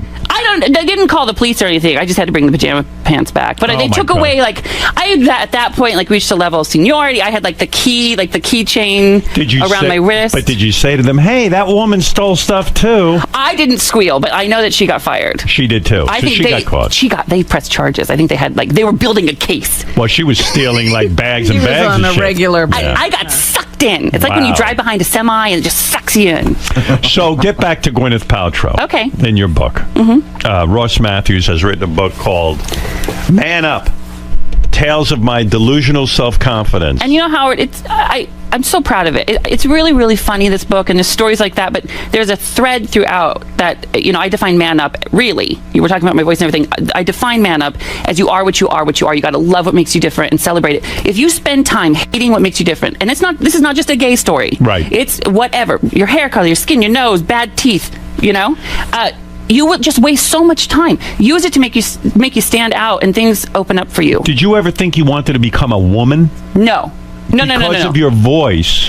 No, Did and of people course, ever say to you, "Oh, you must be transgender"? People say that online a lot. That like I'm a post-op or a pre-op, and I have plenty of trans friends. Listen, I'm so okay with myself that if I were trans, I would embrace it. Do you have big balls? No one wants to hear about it, but I'm fine. I'm good. You have big balls. Yeah, it's like all good. Because people assume your voice is in a high register if you're like who's got tiny balls. No. But you have big balls. Wow. And big, thick penis. I understand. You've heard. People tell me. No, it's good. It is? You have a big penis. Not like shit. I'm fine. 6 I'm fine. inches? No, yeah, right there. Right? Good. Fabulous. Nobody wants to hear about my penis. Nobody. I've heard 7 inches. You heard that? You must let's go with that. You must have a lot of money, and I'll tell you why. There's a guy who works on my staff. He partied with you in Miami or something one night. Mike, I ran into him. Yeah, high pitch. And I freaked out because, I listen to the show and I love it. Right. I knew exactly who he was. He said you had the entire penthouse floor of this hotel in Miami. It was you and a bunch of dudes all hanging out. I knew you were going to bring this up. This is not the case. It sounds so like... He said you had the whole floor. I mean, that's a very expensive proposition to take out a whole floor. Listen, I don't splurge very much. I come from a really, really... a farm town. My dad was a mechanic. My mom just retired. Okay. I don't spend a lot of money. Right. But I've been working for 12 years, and in the entertainment business. And I started living in like a 2-bedroom cockroach-infested shithole apartment when I was on Leno, making $300 once a month. I mean, nothing. Right. I remember one time when I first started on Leno, and it's not that they didn't pay me, I just didn't know to ask. Right. When I first started, I was like, I got to get a job. So I went to Starbucks. I brought a resume in to apply to Starbucks. And they go, I love you on the Tonight Show. When I was like, fuck me, I can't. What am I going to do? Yeah. How do you work at Starbucks if you're on the Tonight Show? Exactly. So I was like, back to the drawing board. So I've saved a lot of money. I'm really proud of myself. Are you a millionaire? I think if you add things together, we're close to that. Yeah. I just bought a house, and it's that's the big level. And then we have that little house in Palm Springs, and I just sold my house and made a lot of money. Where do you make the bulk of your money? Stand up?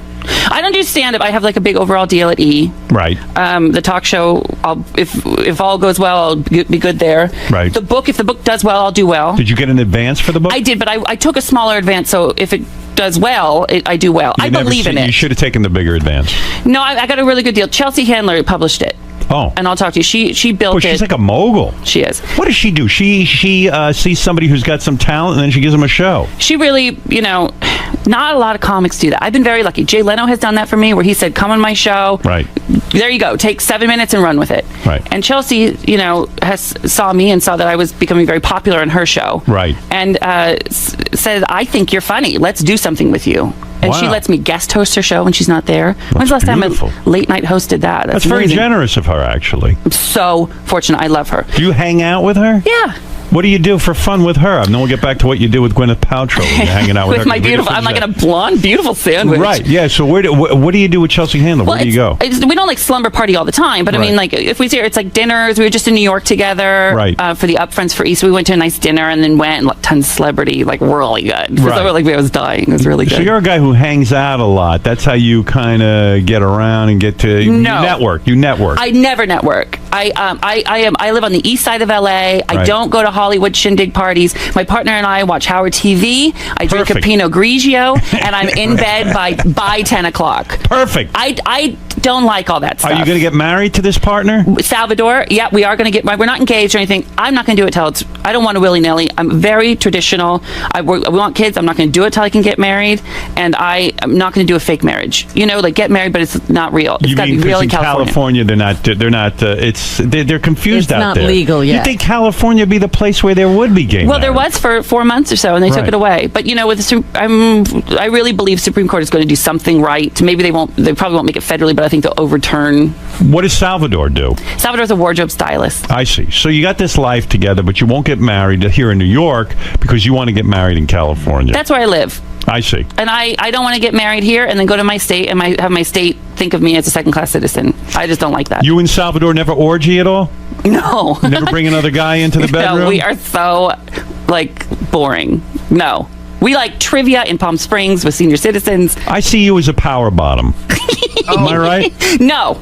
You're not? Power bottom. Everybody power bottom, Robin. I see you as a power bottom, too. Hi, Robin, by the way. Yeah. Hi, I love you. No. You're not a power bottom? Everybody thinks, because of the voice. The voice is the most it's feminine. Throwing me off. I know. So are you a top? Are you a power top? Not give it. I like, come here, I gotta give it to you. Anyone aroused? Anyone back there? A little hard, but not that much. Nothing wrong with that. Man up. So that's right, man up. I like the title of your book. In other Thank words, you. the definition of a man doesn't have to be one definition. It doesn't have to be John Wayne. It doesn't. And you know what? I am a man. I take care of my family. I work hard. I make my own living. I'm self-made. Right. You know, the cover of the book on purpose was pink balloons, light blue background. It's feminine. It's, I was going to say masculine. Not so much. But I mean, like, it is... there's no way really to define it. And you know what? Mainstream people are taking this message. Just a teeny plug, a teeny. Go ahead. Target. I partnered with Target. There are 8,500 signed copies. I signed 8,500 copies with a Target bonus chapter, and it's available in all Targets. There's a limited amount of those, but the book is available. A mainstream store is partnering with me with this kind of message because it is a universal message to man up. I'm proud of you. That is good because Target and all these conservative companies, if they're getting on board, that's good. It'll make the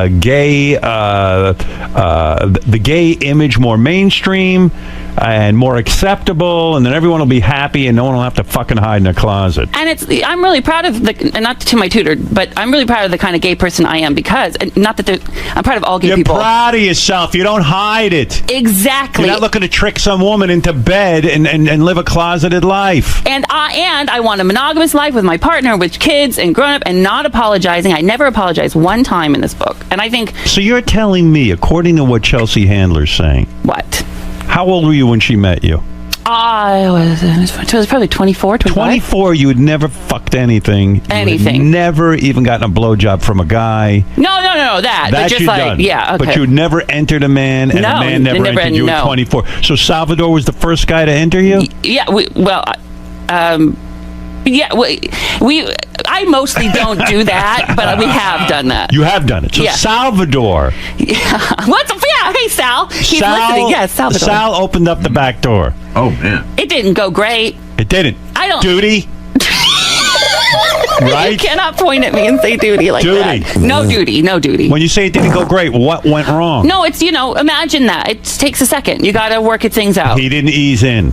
No, it doesn't feel great at first. You got to It's tough. And why are we talking? What? Anal? Everyone's obsessed with anal. Everyone. Get Ronnie in here. Ronnie loves anal. He loves anal. Ronnie knows how to get it done. He watched a lot of porn and he learned. He knows. You got to ease it in, he says. I don't watch a lot of porn because I get obsessed with it. I'm like, I saw that comforter at Crate and Barrel. I get You know what distracted. it is? You're a romantic. Ding dong. You don't even like to think about sex. Now are you totally nude in front of Salvador? Oh, or yeah. You take your clothes off? Come and get it. Right. Look at this. Is Salvador overweight? No. Is he a twink? I'm so proud of you. Is he a twink? Yeah, I think he's thin and he's lean. He's tall. He's a little taller than me. He's a twink. He's very gorgeous. That's your thing. We you know who we love? Who? Salvador is obsessed with Beth, and we've never met her. Well, of course, everyone loves Beth. Look, there's my Salvador. Oh, yeah. Yeah. Anyway, so please tell her we said he's hi. a power top, this guy. Oh, he's a power top. Absolutely. And he might be cool. You mix and match things. You just, whatever works. How are your parents with all of this, with Salvador and everything? The old man into it? My dad died about 10 years ago. Oh. Right? Yeah, so you described when you were young, your dad would take you hunting. Do you think he was trying to macho you up? No, I think he was trying to expose me to it. The last chapter in the book. Duck hunting. That didn't go well. You said you sat there and read romance novels. I know, I read Little House on the Prairie. So your dad takes you for a manly day of duck hunting. And I'm reading about Half Pint and Nellie Olson. Now, the old man must have been like, hey, dude, pick up that gun and shoot something, kill something. Yeah, and I did. But, Do you think he was trying to make you into a heterosexual? Do you think he had some sense that you might be gay and he was trying to make you manly, so that, quote unquote? He might have had a clue.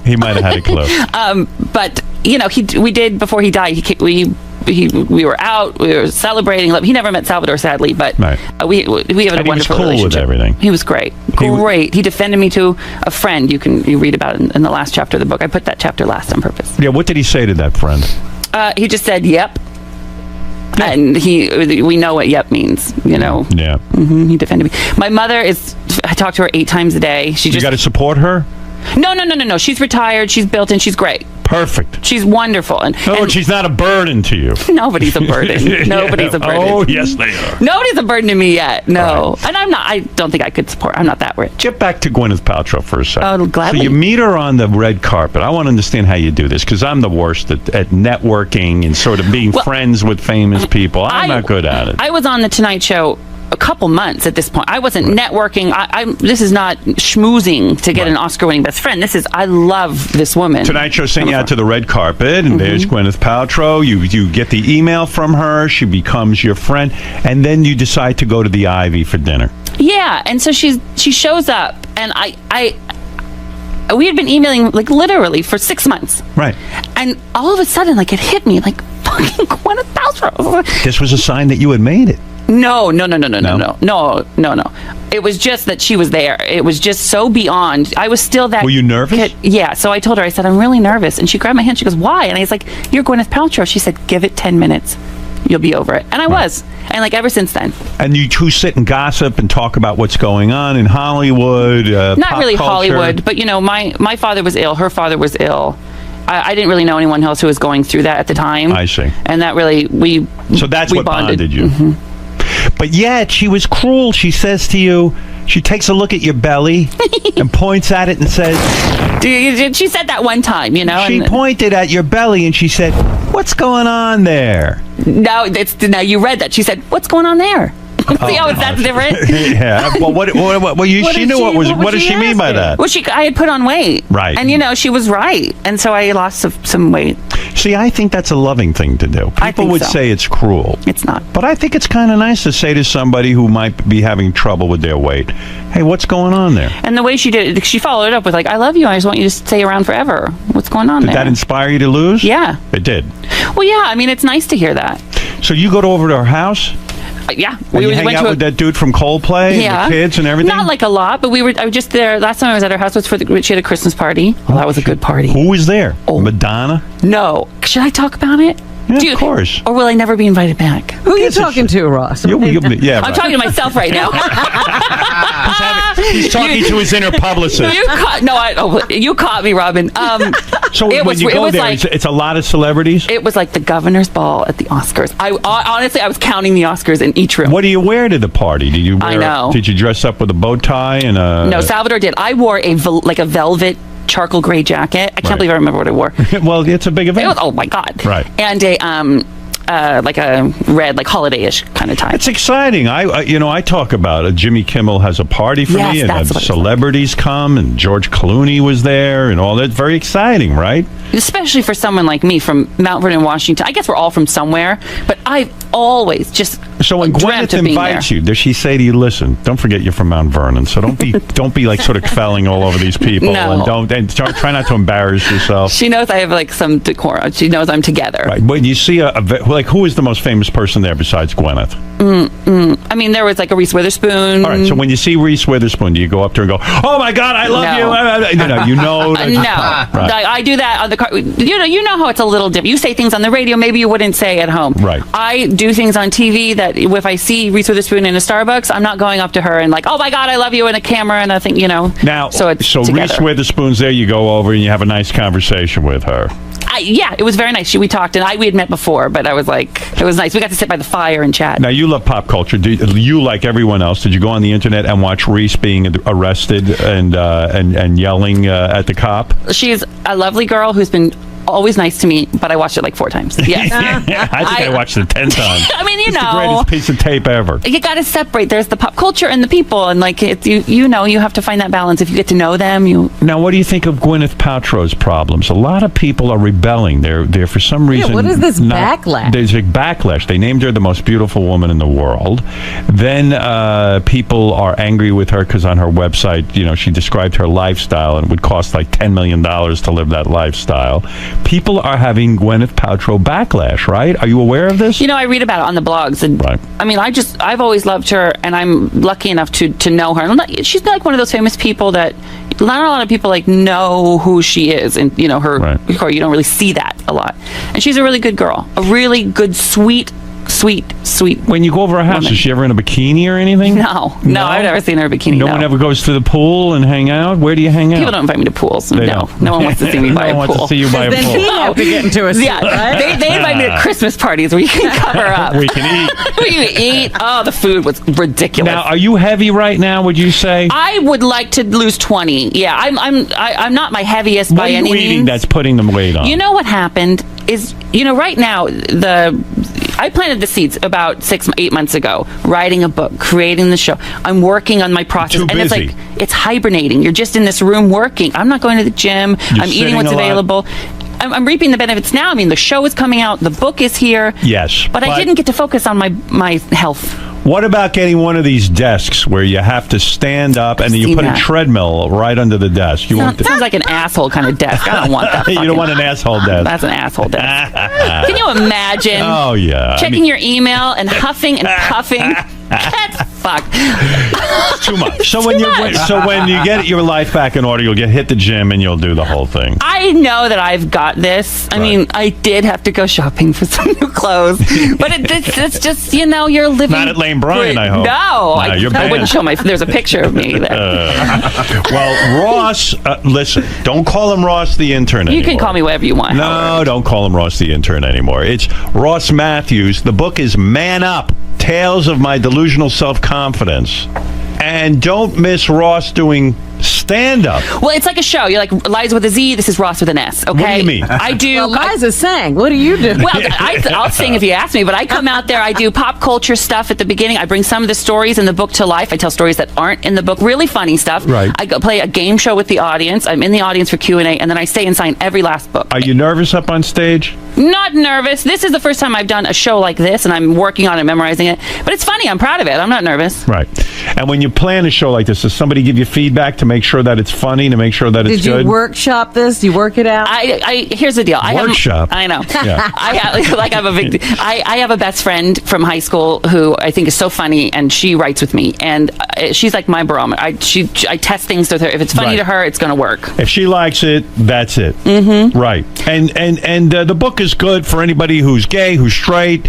In it you describe... That covers everybody. It covers everybody. I love that. Yeah, thank you, Howard, that you even looked through it. I'm so... I like you write about your love of football, that you're trying to tell, although you're a Seattle Seahawks fan. That's a little bit gay. Don't you think? They're gonna make it. They're gonna be the NFC champions this You think year. so? I do know. I know for a fact. And you point that out because a lot of people think if someone's gay, they're not a fan of football. In other words, that's too masculine a thing. Do you. Whatever you are, just do you. Do it and be proud. Proud of it. Own it. Why am I yelling, Robin? Because I think I know. Are you having trouble hearing? I pumped you up, I think. Yeah, you get me all freaked out. By the way, I was also curious to read that when you went in for your job on The Tonight Show to be an intern. Yeah. You had a hole in your pants, in your crotch. Yeah, I was that by design? In other words, you're trying to turn them on? Look at this. Look at this. You want me? No, I got it at a thrift store, and it was $7, and it was olive green, and it had a hole in the crotch. Right. And so I spent the whole night before learning how to cross my legs like this, like a lady, like a neon knee. Yeah. So, because there's my nards. My dad would say. I always thought Jay dressed a little gay. When I used to do The Tonight Show, when Jay's not on camera, he wears denim on denim. He wears a blue denim shirt with denim pants. If you mix denim, you're not gay. I promise you. Oh, is that right? Oh, I thought maybe. Oh, I see. That's not gay. No. All right, then he's all man, right? Quote unquote. Listen, Ross Matthews' book, Man Up, Tales of My Delusional Self. You do love Jay. He's really good. He came to my. He gave you your break. He did, and he came to my Target book party the other night. We had a big shindig in Hollywood, shut down Sunset, big thing. Right. And he got up there and spoke, and he said how proud he was, and if he had a son, he'd want his son to be just like me. Gwyneth Paltrow there?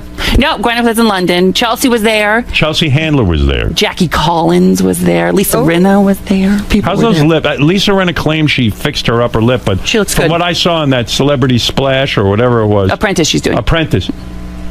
But the lip is bigger than ever. No, it's tamed. Bullshit. You're bullshitting. No, she looks great. Stuttering John tried to get into your book party? No. Yeah. You didn't let him in, I hope. I would have loved to have let him in. Yeah, well, I'm sure you should have. You overlooked him. All right, listen. You've said it all. I'm so happy to be here. Happy to have you. I've heard about power bottoms and power tops. Twinks. I've heard about twinks. I've heard about anal. I heard more about anal than you heard from me. I've heard about duck hunting. I've heard about your life with Gwyneth Paltrow. Finger banging. Finger banging. You put your finger in a girl. I know, and I didn't understand who. No one was enjoying it. Right. No one enjoys that. When I do it, at least. Who was the guy you were? Who was the guy you say in your book you used to beat off to when you were a young man? Was like a. Well, I don't think I'd say beat off, but I love Mark Paul Gosselaar. No, there was somebody else. Like, Justin Timberlake, I love. Yeah, you ever beat off to him? He's so good. You have to admit. So you close your eyes and you think about Justin Timberlake and you beat off. Right? I mean, who wouldn't? Everybody does. Everybody Robin, does. you ever beat off to Justin Timberlake? No. Robin, you have to admit, though, it's pretty would good. go on between you and Justin Timberlake? You want me to go describe it? Yeah. I would, I think I'd let him wine and dine me a little bit. Right. I'd play hard to get at first. Right. You're not getting this. Right. No. Well, that's sexy. That's why I talk sexy. Right. You're not getting this. So he takes you out to dinner. Yeah. Then he says, "Hey, let's go I'm back real to my aloof. place." I'm real aloof. You're drinking wine, Yeah. Justin Timberlake. So you don't see it like you see him as, "Hey, he's already gay." In other words, in your fantasy, I didn't think or about are that. you That makes it seducing better. him? Oh, wait. In other words, he thinks he's straight. So, yeah, hold on. Let's change it up. Yeah. So I take him out. Right. What? No, we run into each other at a restaurant. Go ahead. So he doesn't see it coming. Go ahead. He in his straight life run into me. Right. And I just derail it. Go ahead. Hey, you're Justin Timberlake, aren't you? Right. Can I buy you a drink? Like that. He goes, "Oh yeah, sure. I've seen you on the Tonight Show. I've seen you on Chelsea Handler." We get a little tipsy. Right. I'm gonna keep the party going at my place. You want to come? Uh-huh. I can't pull this off, can I? It's not going well. That's the move. I would never make that move. That's the most forward I've ever been in my life. Right now with you. So now you got Justin Timberlake in your house. Mm-hmm. Give him the roofies. Yeah. Hey, hey, what's that? Little powder in the drink. He leans forward. He kisses your neck. Howard, if you make me hard this early in the morning. All right. Well, See, I told you no one wants to hear about No. First, it's a joke, Hey, come on, let's jerk each other off. That's fun. And then 2 seconds later, Hey, let's play this game. You take your dick out. Robin, that's some seduction. That never works. That would never work, but I would love it. He's the dream. He is Justin Timberlake. Yeah, that's the guy. Robin, you have to admit it's pretty good. I mean, I think he's a good performer, but he's not my type. We wouldn't have to fight over him. Have you ever tasted your own sperm? Never. People Benji do has. that. Oh, they do that in the porn. Yeah, Benji eats his own sperm. I don't Fucking eat disgusting. it. I don't eat it. I said I put my. Here's a gay man telling you he doesn't even eat his own sperm. It's gross. That's gross. It's gross. You should give it a shot. It's gross. Do you eat Sal's? You do what you got to do. I don't look forward You to it. swallow Sal's sperm? I have, yeah. Right. His sperm you'll swallow, but not your own. No. I didn't. I was curious. No. I was curious. Nobody looks forward to it. Right. That would never even occur to me. You had a woman on here once who, it was her sugar. You remember her? Yeah. Oh, yeah. The lady who eats sperm out of rubbers. That even grossed me out. We watched it twice, though. Yeah. All right, listen. You've said it all. You probably said too much. Probably. Really. I know. Well, congratulations on the book. Thank you, Howard. I'm very proud of you. And listen, it's very exciting when somebody's book comes out. And it's reason to celebrate. It's quite an accomplishment. Whoever thought you'd have a book? I did. Oh, you did? I think I was the only person. You're the only. No one else did. I knew I would have a talk show, but no one else ever thought it. That's right. But now here in the fall. That'll be on E. It'll be on E. And if people want the book, I built a website called Read Man Up, where you can order it from Amazon, Barnes & Noble, Target. They're all there. And I just think... enough. Yeah, it's really funny. I'm really proud of it, and it has such a great message. Not to be a total cheeseball, it's not saccharine, but I want to put something good out in the world. And I look forward. I don't have kids yet, but when I do, and they're in a bookstore one day, I want them to open this and go, "My dad wrote this." I'm really, really proud of it. All right, that's good. That's a smart man. Well, when he has children, is he going to adopt, or are you going to artificially inseminate? No, he's actually going to have a baby. He's having the baby. He's got the voice. I think he's got the uterus in the womb. I got one of those uterine implants. Yeah. What are you going to do? You're going to adopt? I think we're going to adopt. We may do one of each, but I think first we're going to adopt. I have a Maltipoo and a Chihuahua, and I couldn't love them anymore. I couldn't love them more than I do. Right. So I think within a baby, I will love them as much as I would love anything. So I really want. we're going to do that with the next few years. Good for you. I'm proud of you. I wish you luck with that. Howard, thank you. Listen, the only thing your child might be embarrassed by in that book is the fact that you stole from Lane Bryant. That's insane. That's the stupidest fucking thing. All right. Anyway, Ross Matthews, everybody. The book is Man Up, Tales of My Delusional Self-Confidence. And if you want to follow me, can I do my Hello Ross is my Twitter and my tweet? Why are you not? Oh, Hello Ross, at Hello Ross? At Hello Ross. My last name, Matthews, has one T in it. Right. Oh, everyone gets it wrong, so I just said Hello Ross. Is that the name of the TV show? Mm-hmm, that's the name of the TV show. All right, real good. All right, Ross. Good seeing you. And, Thank you. We'll be back right after these words. So, Ross. Yes. Obviously, you've done the show before, but you listen every day. Yeah. So the times where you actually get to sit across from the man himself are few and far between. What goes through your mind when you first sit down on that couch? You know, the first 5 minutes is just sort of settling in that it's happening, that you're there, that he's there, that this is real, and then obviously there's a moment where it just kind of goes away and it becomes really fun. But then the most awkward part is when it's over and like he's very nice to stand up and talk to you and all you want to do is stand there and talk for like 20 minutes, but you fight it. I got the fuck out of there. I was like, he's probably like, where'd Ross go? Why did he leave so fast? But I don't want to be the guy that lingers with Howard Stern. Well, thank you so much for your time today, Ross. Man Up, that's the new book. What? Good luck to you. Thank you so much. All right.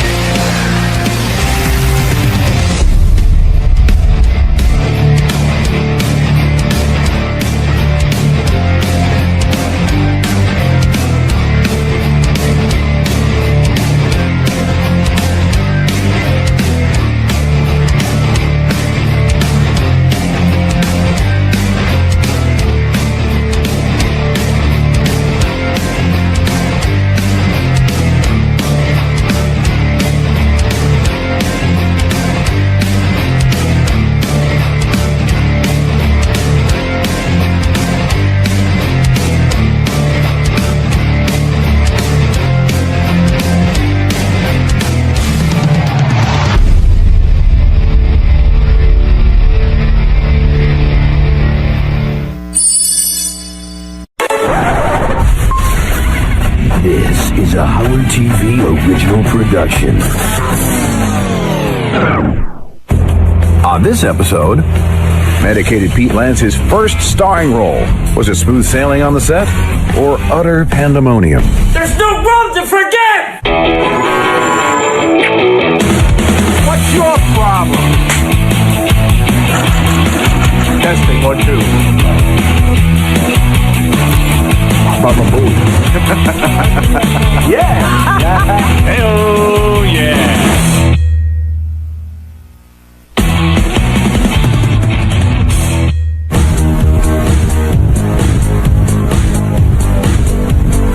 There's been a lot of whack packers over the years who have entered the quote-unquote film business. Remember the original Bigfoot?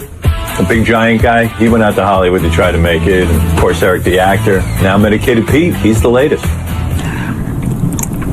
I got this film role because the director found me. I answered the email, and then we corresponded back and forth ever since about the role. When Pete was here, he became Medicated Pete. He became a regular fixture on the show for a long period of time. So it didn't surprise me at all that Hollywood would come calling and have him be a lead actor in a feature film. I was very proud of him. Also happy that he wouldn't be standing near me. The movie was about a guy who gets poisoned at some random party that he's at. He only has a small amount of time to live, and in that time, they're frantically trying to find out who poisoned him. It's a remake from the 1950 film Dead on Arrival. The character I played, his name is Frank Bigelow. He's a real party guy. He's a real ladies' man. There are a lot of similarities between the character Frank Bigelow and myself, Medicated Pete. After he described to me what the movie was about, I was like, yeah, I'll take this role, no matter how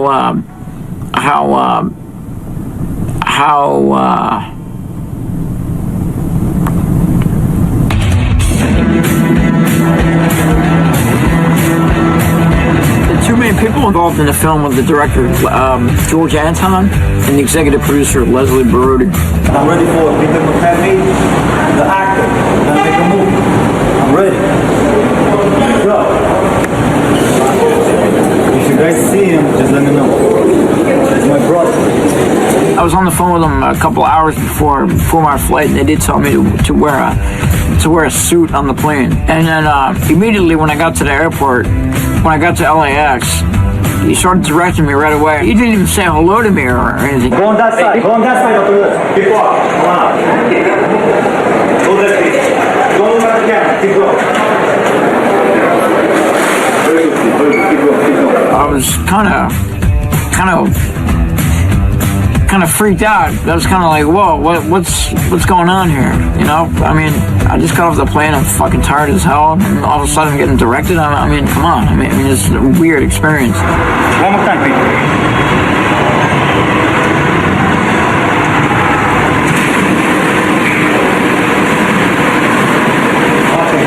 I would have liked a little heads up beforehand, but I took it all in stride. You know, I was like, what the fuck is going on here? But I was like, okay, so I went along with it. It was a whirlwind experience. This movie was an ultra low budget film, not a lot of money. The agreement of the film was for me to get a flat fee up front and then a 10% gross payment from the proceeds from the profits of the film. Would you prefer that rather than a check? Would you prefer that I, go with you to the bank and get that cash, or would you prefer cash up front? Or yeah, I just rather would. Well, I mean, if the check can, if I can get the check, and I can have it cash tomorrow, then I would appreciate that. This is a tragic mistake, but it's one that many in Hollywood make during their first venture. You think that your project's going to be huge and all you want is a piece of that and you're set for life. No. Get paid up front. Being that it was my first film, I kind of felt okay with it because I didn't know how to take it as far as the money was concerned, so I just agreed with everything. Gee, I wish he'd asked me about that. If I was Pete, no offense, Pete, but I would have gone for upfront money instead of back end. But all right, he didn't ask. Well, I was going to be in LA for approximately 3 weeks. The schedule there was pretty grueling. Action. Frank Bigelow, how you doing? Come on. That's his producer. He tried for an hour to get his writing account squared. He's a writer? Hollywood. When I did my first scene with Pete, it seemed like he was kind of being a robot. And when I was talking to Pete privately, I said, try to be in the moment, try to do your own thing. I gave him some tips, some ideas, but he still did okay. And action. Ha! Frank Bigelow. Hey! Fuck! Where's Reynolds? He's doing, I think, the best job that he can. I mean, this is a feature-long film, and if he's never did anything before, I think he's doing a good job. We'd say a couple lines, and then the director would feed us more lines, and then it would be constantly line feeding of lines throughout the whole film. Dr. Schaefer's diagnosis was right on. Your body's already absorbed all the toxin. Are you absolutely certain? Couldn't there be some mistake? Are you absolutely certain? Could there be some mistake? It was not apparent to me that he knew any of his lines, because they were being fed to him throughout the entire scene that we were doing every time. The fact that he didn't know his lines was super frustrating for me. This can't be happening. What would happen to me? What happened to me? I didn't memorize the script because I kept on getting revisions, so it was hard for me to. It wasn't hard, but it was kept on getting a lot of revisions. And some of the scenes, the character Frank Bigelow had to, my character had to get kind of rough with some chicks. There's no room to forget! Talk, otherwise I'll snap your neck like a chicken. On the flip side of the whole thing, my character actually gets roughed up. Real cute, ain't you, Bigelow? A couple scenes in the movie I got to sing.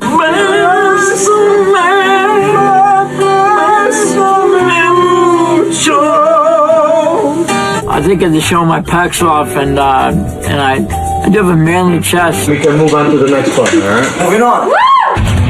Jackie Moore played my secretary, Paula Gibson, in the film. We did have a kissing scene, and I felt a lot of chemistry between us. And action. Kiss. Passionate. Mwah, mwah, mwah, mwah, mwah. And now, say the line. Joke. Come on, Paul, let's go on 80s and hello. Eat some beans. Keep kissing him and crying. Go action. Kiss, a lot. Let's go to Betty's and eat some beans. When Medicated Pete went to kiss the girl, it was like he was trying to suck her face in. It looked like that Pepsi commercial where you could suck a human into a straw. It was like he was trying to swallow her. It was hysterical. Go. Oh, guys, I want to go sleep, guys. I want to go. I really want to go to freaking sleep. Come on. Let's go down the 80s and get fucked up.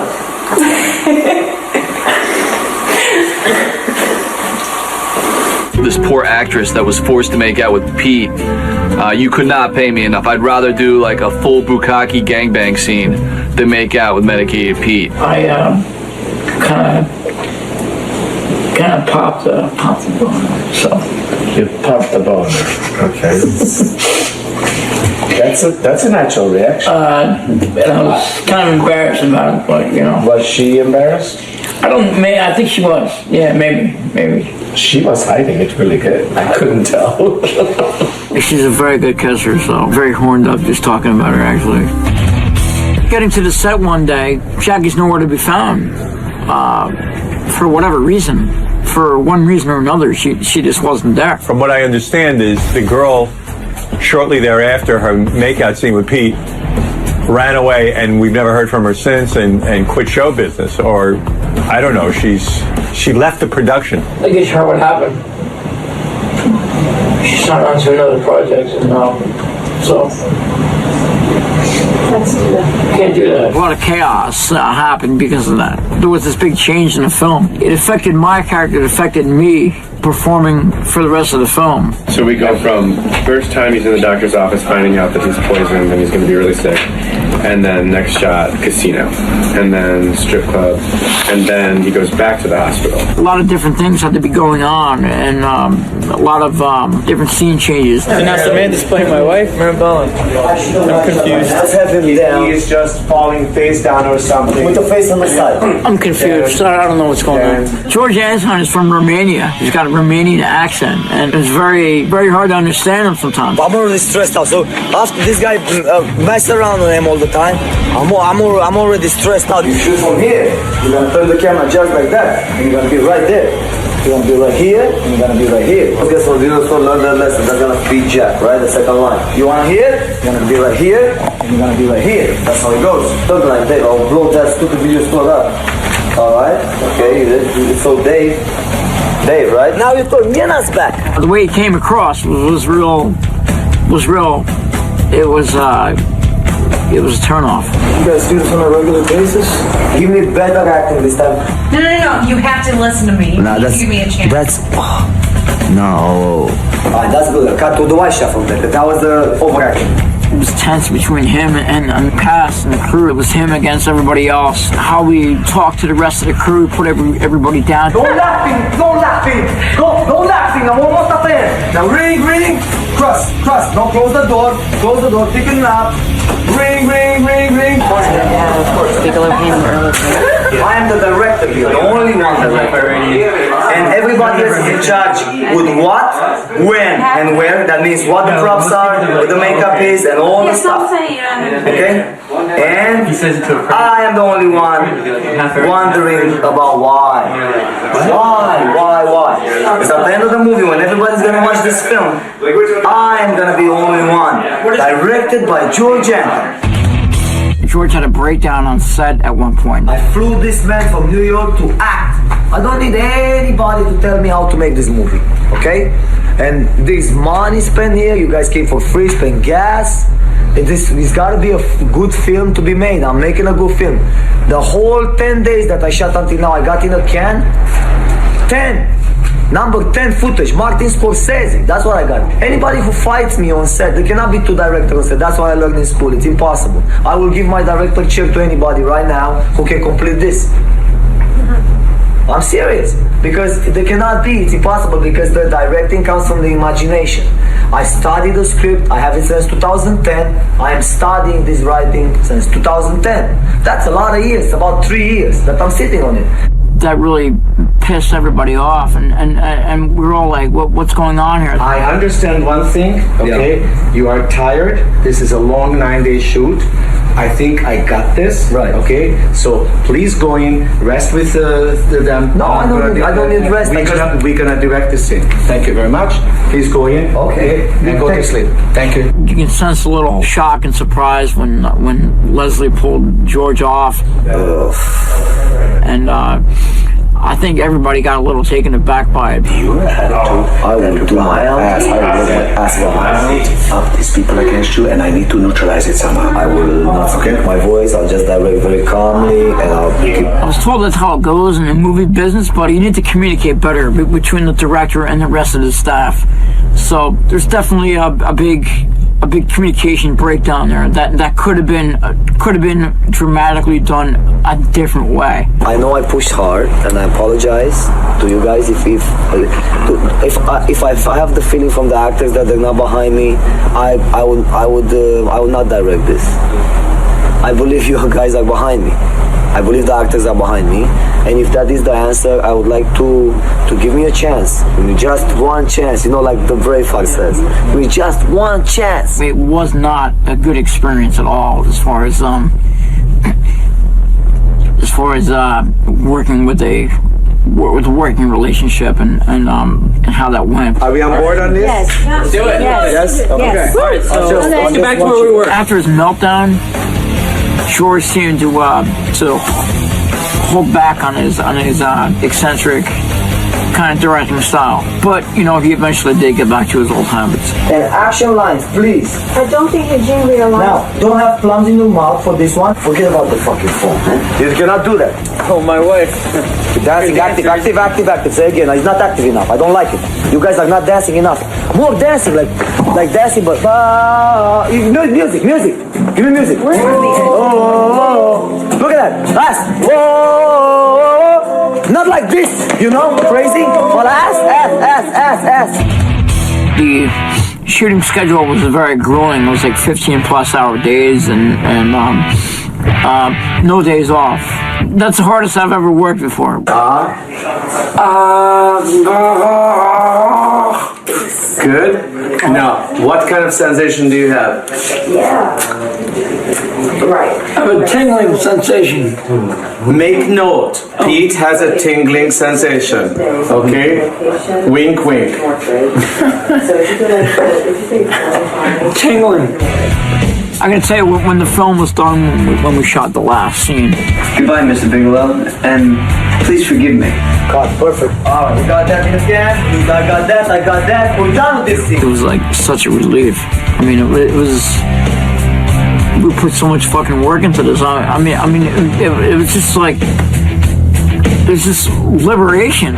We're having a wrap party today for Dell'Abate, and I'm gonna have a couple beers and hopefully not get too fucked up. But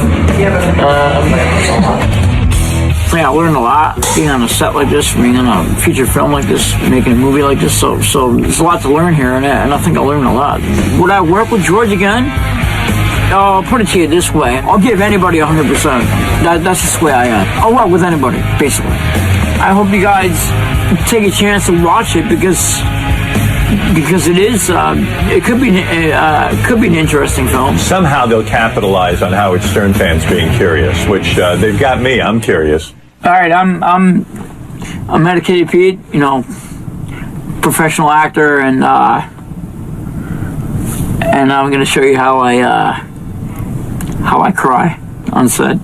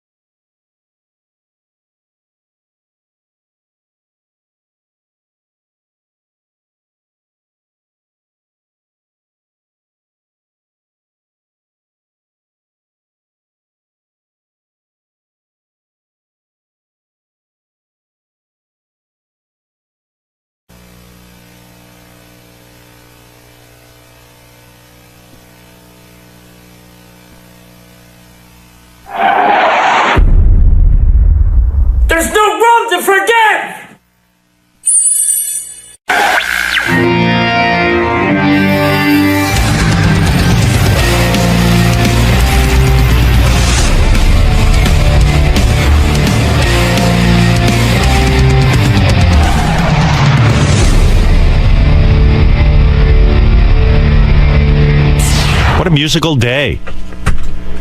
First the, am I using this mic? First the MTV VJs. Were you into MTV, Natalie? I was. Natalie Maines is here. Hello, hello. Hello, hello. And your guitarist, Jason Mozerski, is with you. Yes. Yes, easy name to say. You said you watch a lot of MTV? Because well, not anymore. Yeah, no, I'm saying, can you believe that, I was just thinking about this. Can you believe that, like, the video, the MTV video, the rock video, is like completely gone? I mean, they play them on the internet sometimes, like Rihanna will make a new one or something, but that whole art form is like disappeared. I know. Do you think that's sad, or you think that's good? Well, I guess most artists would say, well, you know, I'd rather just have my song out there and I don't want a video interpretation. But I loved rock videos. I love that whole art form. I love seeing the artists perform. Right. The problem I had with MTV videos, where they became so slick, I like to see somebody really sing. I don't want to see them sing to track. Right. Or lip sync. But that's what a music video is. I know. So that kind of You'd rather see live performances. Live performances like you're going to do today. Exactly. Real singers. No lip syncing here. That's right. Right, Robin? That's what we Hi, love about Robin. her. I feel like I haven't gotten to say hi to you in forever. You haven't been here the last couple of times I was on. Meanwhile, Natalie I love the new haircut. Oh, thank you. Yeah, I like your hair longer. I know you do. I do. Now, are you going to get it longer, or are you just going to keep growing it up? Are you gonna, just up. Are you I'm going to be like Kid and Play. Right. Bring that back. Will you ever let your hair just flow down again?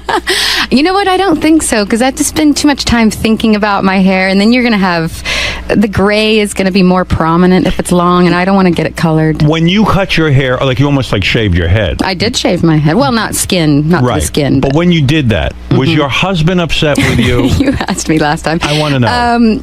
Well, you'd have to ask him. He didn't say he was upset, and he loves my hair now. He does like short hair. He's not against it. Because guys are very visual, and Yes. you have very luxurious, beautiful hair. Yes. And when you cut off all your hair, for the guy who has to bang you, that's his job.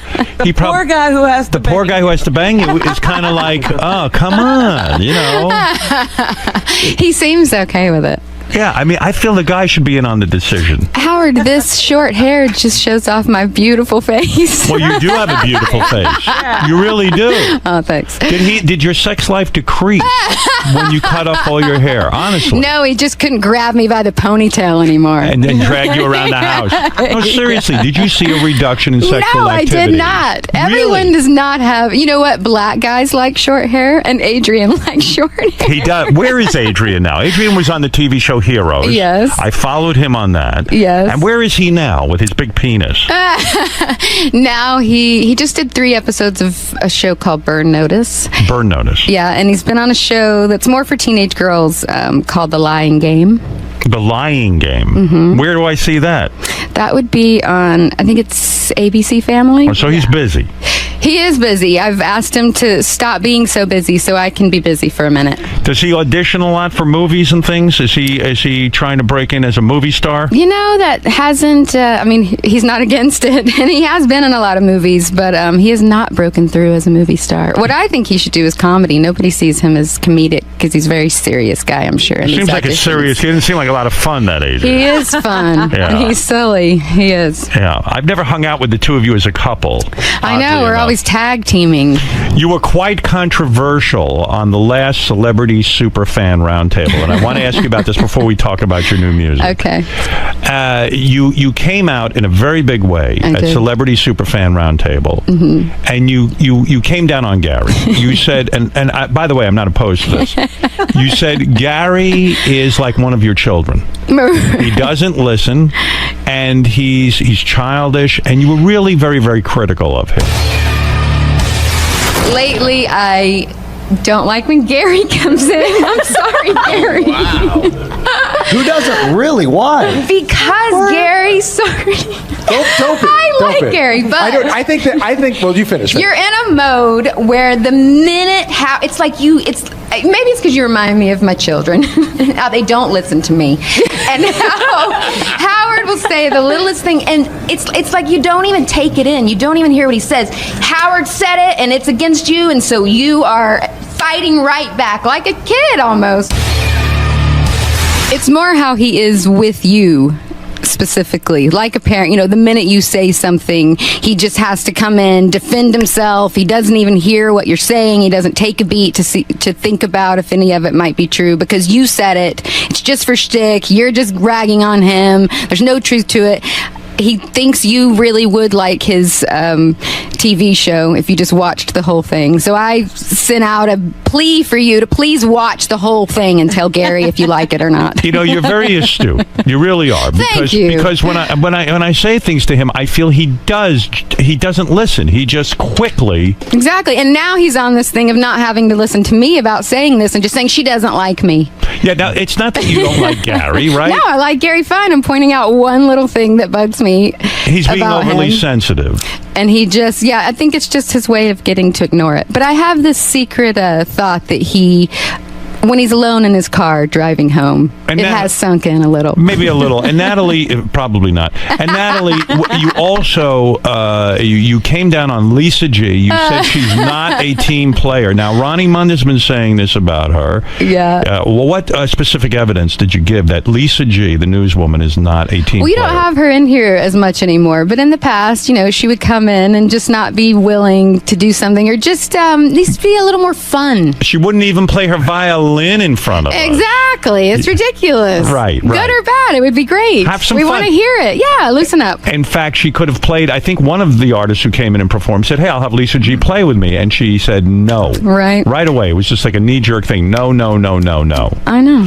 And also, there was one other point that you made. You were against Johnny Knoxville being part of the panel. No, I wasn't. But after Superfan. the fact, no, I didn't have any. I didn't. You feel he was not a true superfan. But after the fact, there were a few suspect people in that group where I would say pieces of vinyl and they would look at me like, what the fuck are you talking about? And how do you not know pieces of vinyl if you're a super fan? This is called the Celebrity Super Fan Roundtable. I sometimes feel like the only super fan. My co-host, Jeff Probst, gave me that look about vinyl. About pieces of vinyl. Wow. I know. Oh, what the hell? What's going on here? There has to I be... created this show and now it's out of control. Right. Well, you know, sometimes it's hard to find someone as passionate about the show as you. I realize that. Because if we found someone just as passionate as you, you'd probably be the only person on Superfan Celebrity Roundtable. So that's a good thing. Now, Andy Richter seemed on my scale. Andy Richter knows Howard Stern show. Yes. He does. And Martha Quinn actually does, too. Very We should good. have her in there as well. Now, you wrote 3 new songs on Hey, this did you album. notice Gary didn't come in and defend himself right away? No. He's doing a really good job. Gary, why are you not defending yourself against Natalie? Is he talking? Why are you not defending I thought you yourself? were here to sing. Well, she's Shut going to up sing and in a minute. sing. I've been told that. Do you still feel Natalie does not like you? I think she says she does like you. I think that Natalie's making the point that I don't always listen to everything you say, and I think I heard what she said, and in my car on the way home, I'll think about it. All right. But also your point, how my other point to all of them, because they were talking about these outside projects, and you're always complaining about that, and you know, their defense is, well, Howard, we don't know if he's going to be here at the end of this contract, and he told us to start setting things up for ourselves. Right. But I think it's funny that they're all setting things up for themselves in front of the camera. I mean, shouldn't Right. Gary be doing what he does best? He should be producing the greatest show ever, and then he'll produce the next greatest Well, I've show had a ever. change of mind on that anyway. You know, I evolve as an entertainer, and I also Right. evolve as a person who has to run a group of people. And I'm no longer interested in everybody sitting and setting themselves up. I thought about it. Letterman's not going to be there forever, but I don't see everybody setting themselves up. Concentrate on your fucking job. Exactly. All right. Exactly. Whip everyone into shape. I like what you're it. doing. I like it. All right, let's talk for a second here. Let's try to dissect what's going on with Natalie Maines. Okay. Dixie Chicks dead. No, we have 4 shows this summer. Aren't you so happy that your 2 other Dixie Chicks, so-called Dixie Chicks, put out an album on their own, and it only sold 200,000 copies? Aren't you secretly happy about that? I think that's a lot these days, isn't it? No, it's not that great. Come on, these days. Without you, are they the Dixie Chumps or the Dixie Chicks? So what is it? Where are we at with them? You have become very disillusioned with your country fans. And No, not my country fans. The country radio industry. Right. You got really pissed off after, of course, the famous George Bush, where you were right, everybody else was wrong. Right. Quit rubbing it in our face. Right. But you were right about the Iraq War. You were right about our president lying to us. And Yes. and all you said on stage was, hey, I'm embarrassed that our president has done this. I said I'm ashamed he's from Texas. Right. He's not even from Texas. I'm the dummy there.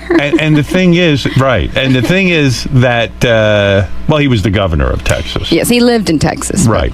So when radio turned on you and everything, you still haven't recovered from that.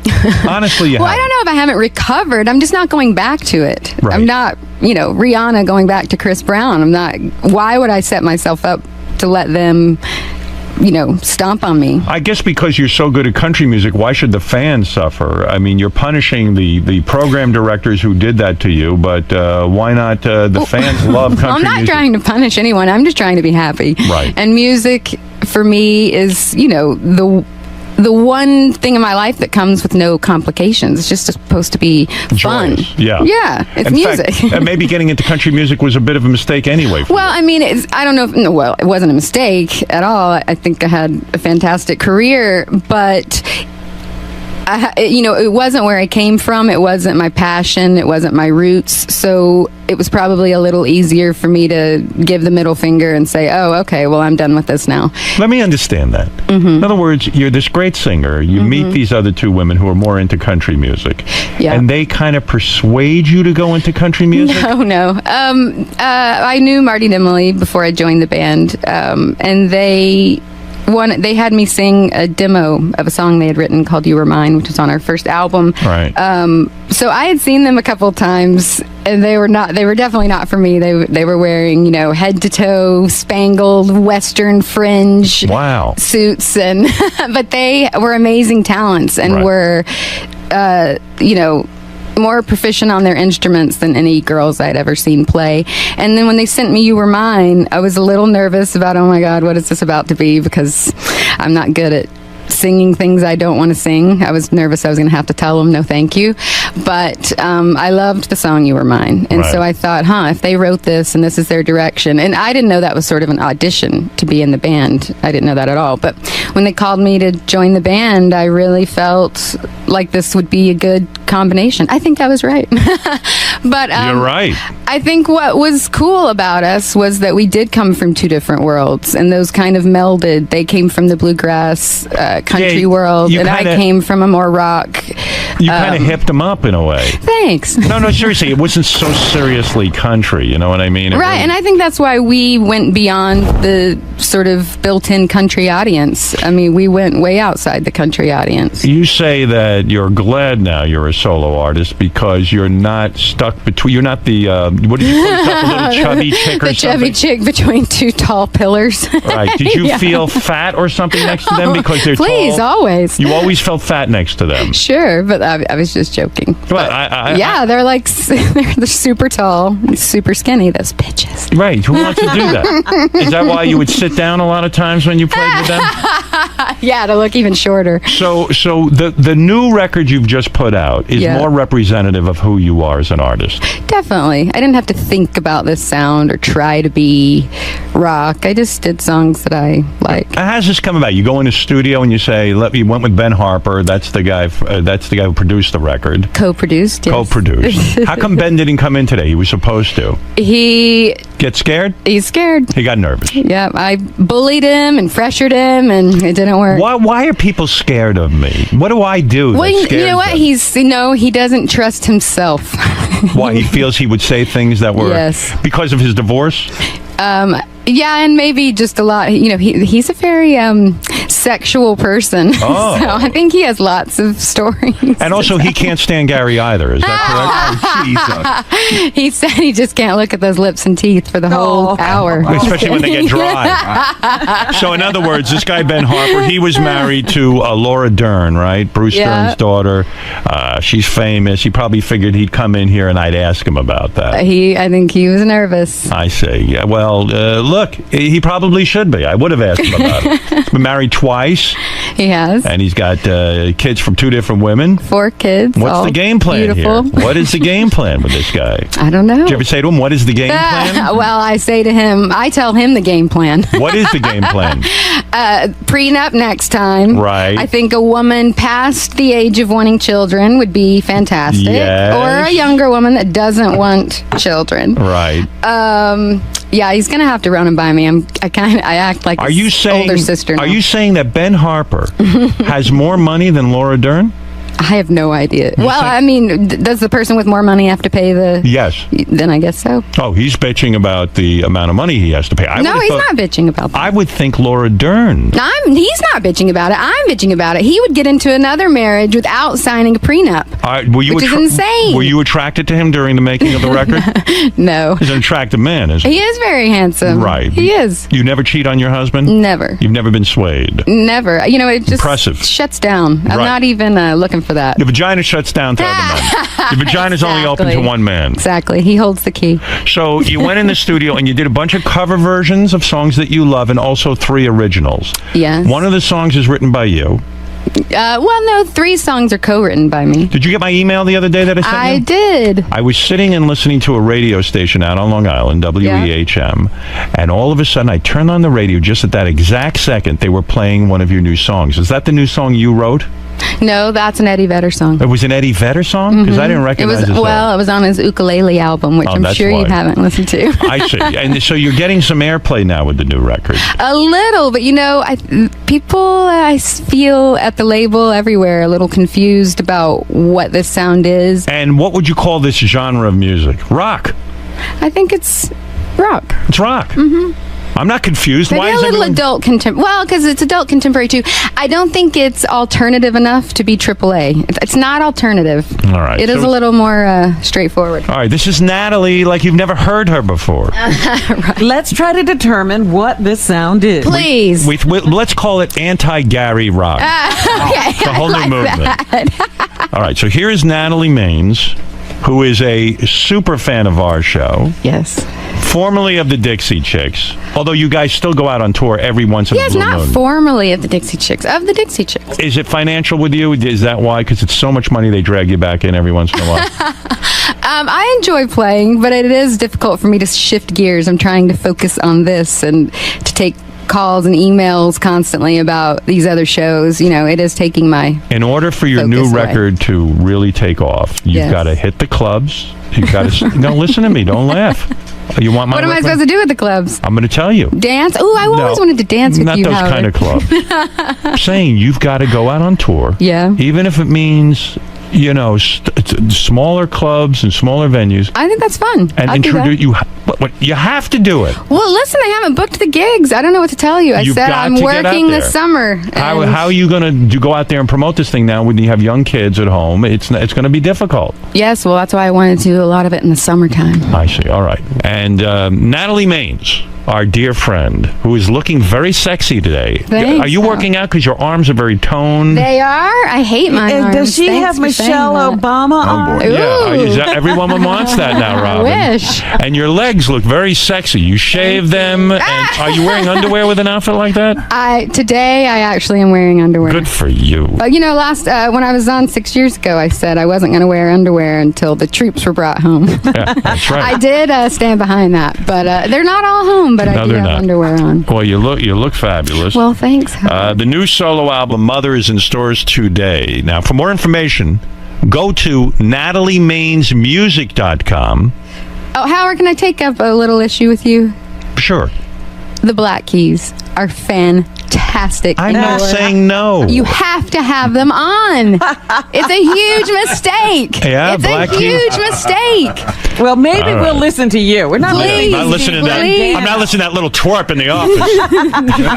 He says a lot of crazy shit, I'll agree. The Black Keys. What is it? And they're huge fans of yours. Everybody go to the store, get the new solo album, Mother, in stores today. For more information, go to nataliemainesmusic.com. Natalie, thank you. Jason, thank you. you. Thank you. And bring the troops home, Obama, so Natalie can live her dream and go pantyless. No. Or something I'm like in that. panties now. All right, we'll be back right after this. Natalie. Yes. In a perfect world, if you were Baba Booey's boss, Yes. and you could sort of structure his day for him, take us through what that would entail.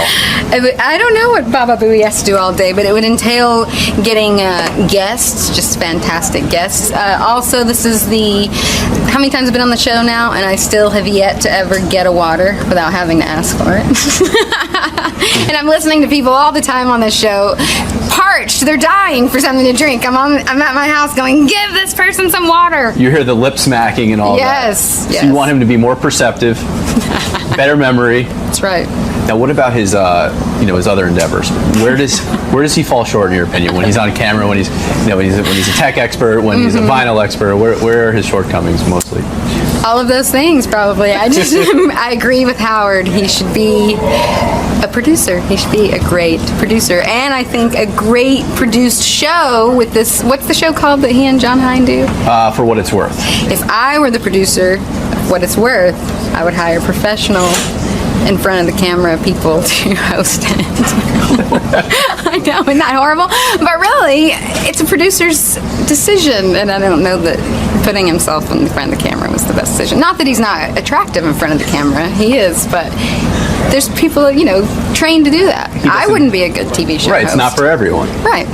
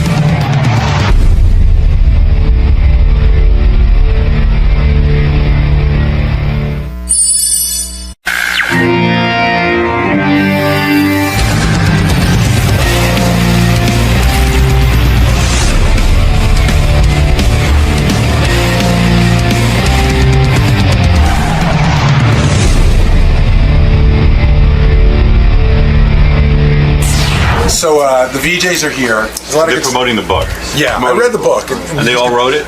Yeah, it's like an oral history. They were interviewed, clearly interviewed. They were, Howard. The overall wrap is they got the gig. Nobody knew what it was going to be. They got famous. MTV treated them like shit. Through the whole time. All right. The original MTV VJs are here. I'm talking about Nina Blackwood, Mark Goodman, Alan Hunter, Martha Quinn, and of course J.J. Jackson was the other original guy, but J.J. died. Hey Martha, good to see you. Alan, Mark, look at that. It's like a reunion. It is a reunion. Exactly like a reunion. Oh, that's so nice. What happened to Can you hear? Nina? Oh, there's Nina. Hey, Nina, how you doing? Hello. Good to see Can you you. hear music? You got enough room? Oh, you can't hear it? Could sit in that chair. Thank you, sir. There you go. Phone's off.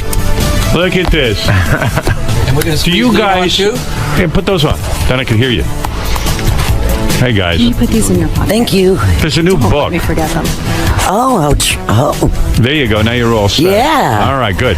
Well, there's a new book out that describes what it was like to be a VJ, to be one of the original MTV VJs. And do you guys watch MTV now? Is it depressing to you because it is no longer a music channel?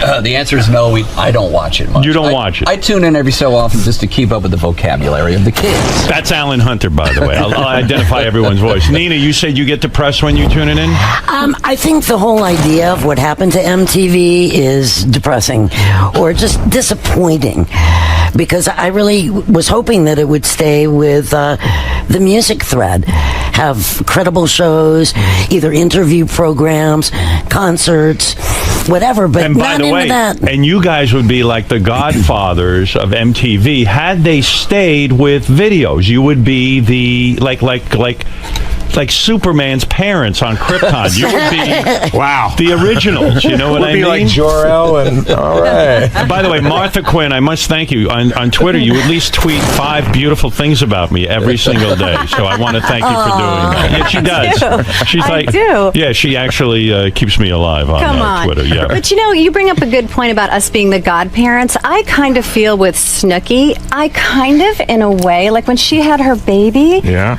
You're going to tell us that you and Mark Goodman are the parents of Snooki? Baby. This is what you spawned, Martha? Really? Hi, Robin. How are you? Did you guys, when you guys were on MTV, I mean, to me, you were in some sense bigger than even the videos. The original VJs, everyone knew your name. Do you think that MTV kept you down in a way because they didn't want you to get bigger than the video artists and the rock stars? That was, with all due respect to Pittman, who founded the channel, that was his plan. Right. Was to, he was friends with Lorne Michaels, who was favored nations for all the Saturday Night Live cast, but we had no Lorne Michaels. Nor did we have favored nations. Nor did we have favored nations, as we say in the book. The disparity in pay was huge in the beginning. When you talk about pay, what I think people would be shocked because I think when you see someone on TV, you expect that they're multimillionaires. Was the pay just shit? It was shit. Total shit. What was it? Do you remember? Yes. We remember. I know when Mark got paid. She got sent my contract. Did you Nina all got get sent my contract? Did you all get the same contract? No. You did not. Look, I came on board, and what was my mentality? I was a bartender and doing off Broadway. Right. So I get the job. Pittman was sort of a family friend. That's how I bumped into him. Pittman was the originator of MTV, one of the So original. what did I do but ask Bob Pittman for advice on a lawyer? Right. Can I use your guy? He must have loved you. Checky went, yeah. Right. Was it 27,000? Is that good for you, Alan? And I was like, my criteria was. What did you make a year? I made $27,000. $27,000. And that was more than what I made. What did you make, Martha? $26,000. Mark, you were a DJ at PLJ, I was at PLJ, right? So yeah. you were making decent money, I would I assume. started at MTV, I think I started around 80. I was making about 50, 55 at PLJ. Wow, isn't that crazy? I just figured you guys were making a ton. Nina, what were you doing? Well, this We is the don't- first none of time. us know. Yeah, Yeah, this none is of the us first know. time I will say it There's a because lot about her it's we you. don't know. Right. But 60. 60. Which actually, to me, I have a little bit. Hey.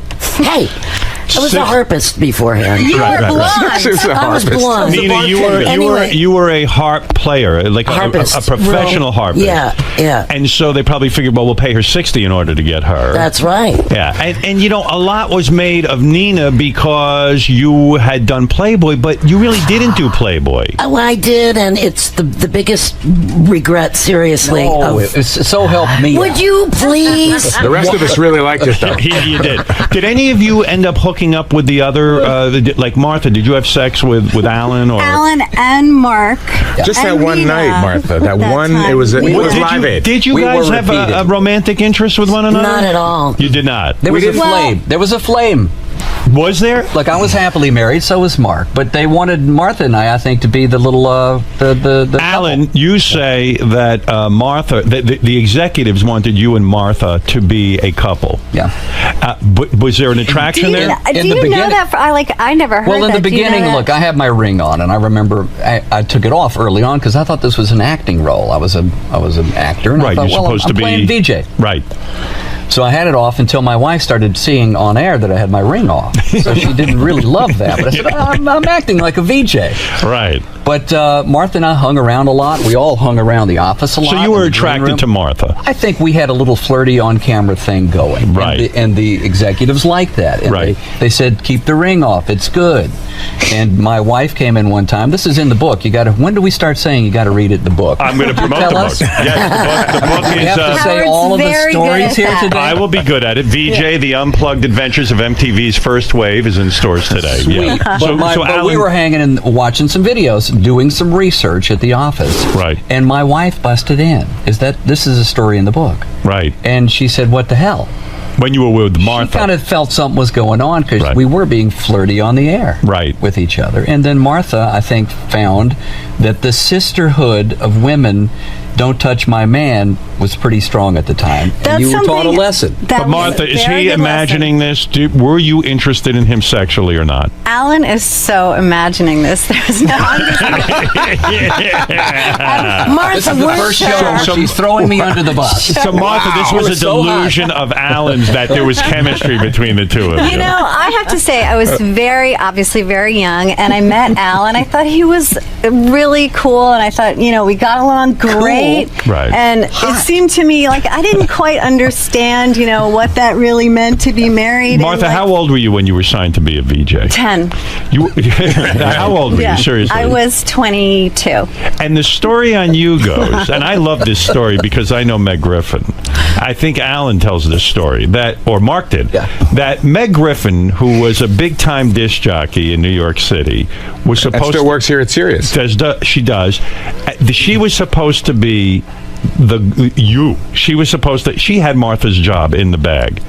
She turned it down, which this is what drives me crazy about Meg, because she'll turn down anything for any reason. She didn't want to dance in one of the promos or something. Is that right? There was an interview going on the day that we took the cab ride uptown from the studio, and she told me she was going to quit. Right. There was this band called the Equators. Right. And this is before we went on the air. Right. And she did the interview. She was a great interview, and it was a sort of a ska reggae-ish kind of a band. Right. And at the end, everybody was supposed to stand up and dance to their music. Right. They did that one time. We had kids who were like 16 working the cameras and in the control room. Right. So they had to do like 3 and 4 and 5 takes. She felt really, really uncomfortable. She didn't want to dance. She did not. And so we left and we took a cab uptown, and she said, I'm going to quit. Scott Muni, who was the program director at the station she worked at, was going to promote her to full-time. She had been in line waiting for that. However, there was something else that happened that she told me about much, much, much later with Bob Pittman, that she heard while she was waiting to sign her contract at the MTV offices. She heard Pittman in the next room, this is what Meg has told me, on the phone, talking about the channel. They were still, getting it ready. And, yep, we got our black guy, we got our Jew, we got our jock, we got our sexy... Well, but wait a second. Let's think about that. It kind of makes sense. You want to have a cross-section of the country. I wanted to be the jock. Right. Yeah. You were the Jew. I was the Jew. I didn't have the hair. Take what you get. Did you guys think when you got the job that MTV would be anything, or did you kind of think it's just a stupid gig? I kept my bartending job for the next couple of months. I was working the Magic Pan at a cabaret, making daiquiris. While you're on MTV, by day, MTV. We're doing this cable channel thing. We don't see it in Manhattan. Did people start to come into the bar and recognize you? So about a month and a half into it, it's 11 o'clock at night, cabaret show going, musical theater. Right. Jazz hands. And people are like, what do you do during the day? I don't know. It's a cable show. I don't see it. I don't know where it goes. I don't know if it's a hit. It wasn't on. A lot of people don't understand. It wasn't on. We'd walk around the streets. We'd go down to Hell's Kitchen, 33rd and 10th, and do the show. And at night, I'd bartend. So I'm mixing a daiquiri. Yeah. And some guy really drunk on daiquiris, shows the kind of people at that place. Douchebag. Was looking at me. He was looking at me kind of sideways. Yes. And I couldn't figure out why he's a douche. Right. And I won't name his name. Right. Fred. Fred. He's looking at me sideways, and I didn't catch on. And he goes, you look familiar. And I kept making the daiquiri. It didn't dawn on me that he saw me. Wow. And you were star to him. That's Definitely right. from Jersey. And then he said, Mark some Goodman. He goes, yeah. No, it's Alan Hunter. No, that's not it. But that is amazing. And you know what I didn't realize about you guys, which was probably the worst part of the job, you became famous, but you had no money. Yeah. So, that's weird. The drugs were tough to get. Well, Martha, you say in the book, the day they fired you, you didn't have any money, and you had to go down to unemployment and stand on the unemployment line, and you're famous. I mean, everybody knew you. Not exactly the day that I was fired, because they kept me on for 6 months, and when my contract was up, at the end of the extension that they were just paying me to be nice, right. I had to call my husband's dentist and say, hi, I have to get all 4 wisdom teeth out by next week because I will no longer have health insurance. And they did. They took them all out. And then I had to go on unemployment because I had no, I thought when I came to LA that I was probably gonna take Mary Hart's job. Right. It was just, they were probably just gonna offer it to me because that's kind of how my life had worked up until that point, and they'd probably just be so psyched that I'd take it. Is it ultimately a bad thing to have been a VJ? Did it stereotype you in a way from further work? I think it was a double-edged sword because, there were things that I would have been able to do prior to MTV, like the acting thing. I was trying to go into a serious acting situation, and all of a sudden, they're not taking me for anything but a reporter. Right. So it was like, okay, well, I'll just stick to doing, which I love what I do, but so in my case, it was a double-edged sword. And Nina, with you, every guy wanted to fuck you really, really badly. I mean, it was crazy, right? Let's not leave out Martha, by the way. Oh, well, I'll get to Martha in a minute. But as long as I'm talking to Nina, every guy wanted to fuck you. You were the sex bomb. You know what MTV was like to And me? we are now on the Howard Stern Show. No. But Martha, it was like Gilligan's Island. Either you wanted to fuck Ginger or you wanted to fuck Marianne. Absolutely, that's the perfect analogy. Yeah. And I mean, I wanted to fuck Martha. I want to fuck you. I want to fuck Alan. I'll fuck anything. Please, don't leave us out of this. But you ended up partying with a lot of rock stars as a result. Yes. I wouldn't say with a lot, but there were a couple. Like Joe Walsh was an old friend of mine. You had sex with him? No. Actually, oh dear Joe, I don't want to. I mean, Joe and I got along, right? But believe it or not, despite what Alan even thinks, right? I'm really a prudish person. I really am. And guys probably thought you were loose because you were on MTV and the Playboy Playmate thing got out. Which I'm the only one who saw, by the way. Right. Mark did, because I know he made a comment about... Playboy kind of screwed you up with that because it was a test shoot, wasn't it? And then when you became famous on MTV, they released it. They re-released it again. No, it was an actual shoot. Oh, it was? It really was. And that my manager and agent, that whole thing, and I was naive, but then they re-released it, and... You know what I wanted to ask you? One of the most interesting moments in my career was I did several interviews with the late Frank Zappa, and I was in love with this guy because not for the music, but because he was so interesting. And you write in the book, Nina, that he was absolutely horrible to you. You are the perfect interviewer for Zappa, and he was a mind. He was out of his mind. He's brilliant. All those things. What did he do to you?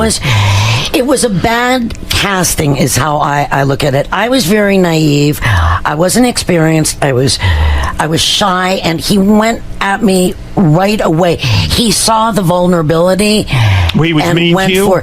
Yeah, like just even on the rehearsal, the sound check, I had a poncho on, and he gets on his knees talking to me like he's pretending he's a small person, right? A little person, and then just everything That's funny. It is, but you got intimidated. That freaked her out. To me, it wasn't, and I didn't know how to handle it. You were so shaken by that Mark says in the book that you never recovered from it. I know Mark said that, and I never thought that. What did you mean by that, Mark? I felt... Well, wound up... Go ahead, Neil. No, I'll just finish and then let Mark... What wound up happening after that moment... Yeah. Now that I won't let Nina finish. Yeah, but go ahead. But no, seriously. Why did you think she didn't recover from it? Because what happened, two things happened. One was the management stuck her on overnight, 4 to 8 a.m. Oh, wow. But I didn't know that was the reason. I thought they wanted me to be the video vamp. I see. So that was your impression. I see. Because we all had earlier shifts, longer shifts, and this happened immediately following that. And the things that I was hearing were like, Nina, who did really come in as kind of the superstar, right? And not to say that she didn't regain something, but I felt, and this may be who Nina really is. We know 30-something years later, right. She was shaken by that. Yeah. And she should have been. That night was fucked. We were listening to that, and it was like, oh my God, I was cringing listening to it. Well, yeah, with Frank Zappa, he, maybe it was a thing too. He could have even been attracted to you and was trying absolutely. to intimidate you in a way. The same and I thing blame happened. myself for not being able to handle it. But the same thing happened to me. The same thing happened to me. What happened to you? He came on and I interviewed him. Yeah. He came on with Moon Unit after Valley Girl. And how'd that go? Terrible. Right. I came back from Mardi Gras. I took the red eye. I was totally pumped because I was a huge Frank Zappa fan. Right. But I come on. I know he's cantankerous. My feeling is that he's just cantankerous and he doesn't give a shit. On any given day, he doesn't care if he hurts your feelings or not. I think he probably was hot for Nina. Anyway, he comes on. He's showing off for his daughter, so every question was answered with, "No. Why do you ask that, Alan? That's a pretty stupid question." Moon Unit's going, "Dad, stop being mean to Alan." See, that's fascinating. Yeah, to me. but 2 weeks later, they come back, Dweezil and Moon Unit, to do their guest VJ spot. He's ambling down the hallway like, "Daddy, okay, honey, go do a good job." Wow. And he bumps into me and goes, "Hey, I'm sorry. I just wasn't feeling good that day."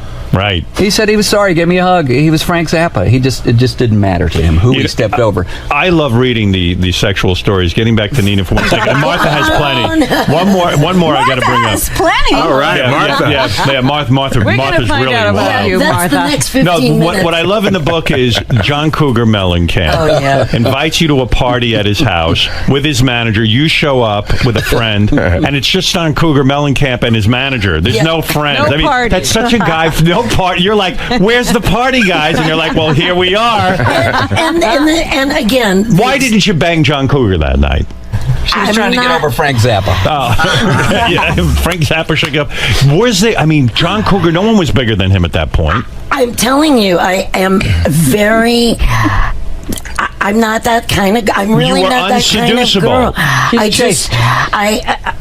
I get nervous. I'm starting to stutter even now. I get nervous, and that's not my. But women it's not want my thing. a rich rock star. You would think that he would wasn't be rich then. Oh, he wasn't. How did you but know? I still wouldn't because he had just started. She made him fill out a little form. But who the did point get you? is- John Waite, right?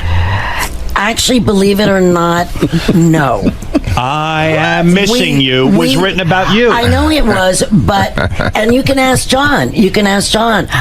Nobody believes this, and it's the honest to God swear on my life. Do you guys think John Waite wrote "I Am Missing You" for Nina? I do, but I know a Chad Sanford who was also involved in that song, and he says that it was written about Nina. And no, he says he had others. An amalgam. There was others. An amalgam. There's a few people involved in the song. So, in other words, you have disagreements in this book, this new book that came out. Nina thinks it was written about her, and Mark goes, "No, it wasn't."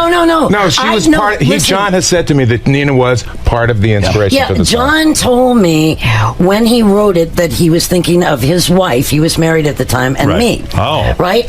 But then Interesting guy. Who was he missing? But years. Who was he missing? He looks like he's missing no one. Who was he missing? I am missing I'm no not one. sure. No, but then Mark said he or my friend Ida, whatever. But I do know now, but I didn't know at the time because he didn't say it was about other girls. But so I can't claim that as. You know what's crazy about impressions about VJs and stuff? Like, as someone who watched that, I was like, oh my God, it must be such a wonderful gig.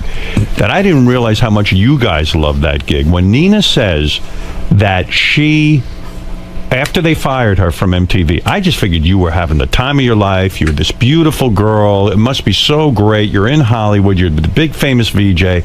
And you say, as soon as they fired you, went into depression. You were actually contemplating suicide. No.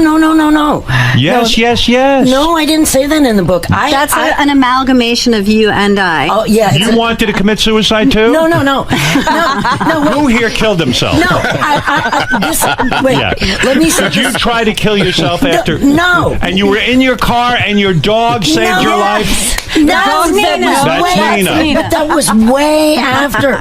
That was in the 90s. I actually, and you should have killed Frank Zappa. Why were you killing yourself? You were wonderful because I actually had jobs that they had offered to me at MTV that I had turned down and I had taken, and you knew of this. You called me at home because they wouldn't let me talk to the press. They wanted it. Wow. Yes. No. Yes, you I'm did. trying to get in your pants. Absolutely, you did, because they wouldn't let me talk to anybody. Wow. Because they wanted it to look like they did fire me, when in fact I was going to 3 jobs. But then in the 90s, when it all got played out and my husband left me, I can't get any That's work. when you got suicide. That's when I got suicide. And the dog. The dog was it in the car. saved You me. would have killed yourself, but you didn't want to kill the dog. Right. Bingo. And now How we much got do it drugs straight. play into all this craziness? Who was on drugs back then? Mark, you were. Alan, you were. That's why we had a He happy still is. life. Did you? I've got none of this drama in my life. Yeah, but when you're making Afterwards. $50,000 or $40,000, there's no money for You gotta coke. be very creative about that. Are the record companies giving you coke? Is that No, what's every going on? manager of every club that we went on an appearance was stoking us up. Is that how you made extra money? You could go to clubs and sort of appear places? No. and- No, No, it's not like radio where you can make club nights. No. So you guys would do drugs because people would give them to you. That's how you got paid. Well, we have mortgages. I love hearing Robin. It's so awesome. Martha, were you into drugs? No, not really. I was the person, I was thinking about this morning, and you will so relate to this. Remember that weird little pharmacy across the street from the original studio in the ground floor of the building? Well, it was right after the Tylenol scandal, and I bought some vitamin C, and I was like, you know what? I don't think this is properly sealed. Oh, my and I word. brought it back. This is the story. Watch out. And he goes, I'm not taking this back. And I said, I understand, but do you want me to take one of these and die? And he was like, oh, fine. And he took it back. So I was so jittery about that whole thing. That wasn't really my So scene. it wasn't your scene. Now, one of the things I got out of the book, and I remember this very well. I was a student of MTV. That you guys really were disrespected in the sense that, and this is part of them trying to keep you down. It was the first MTV Awards.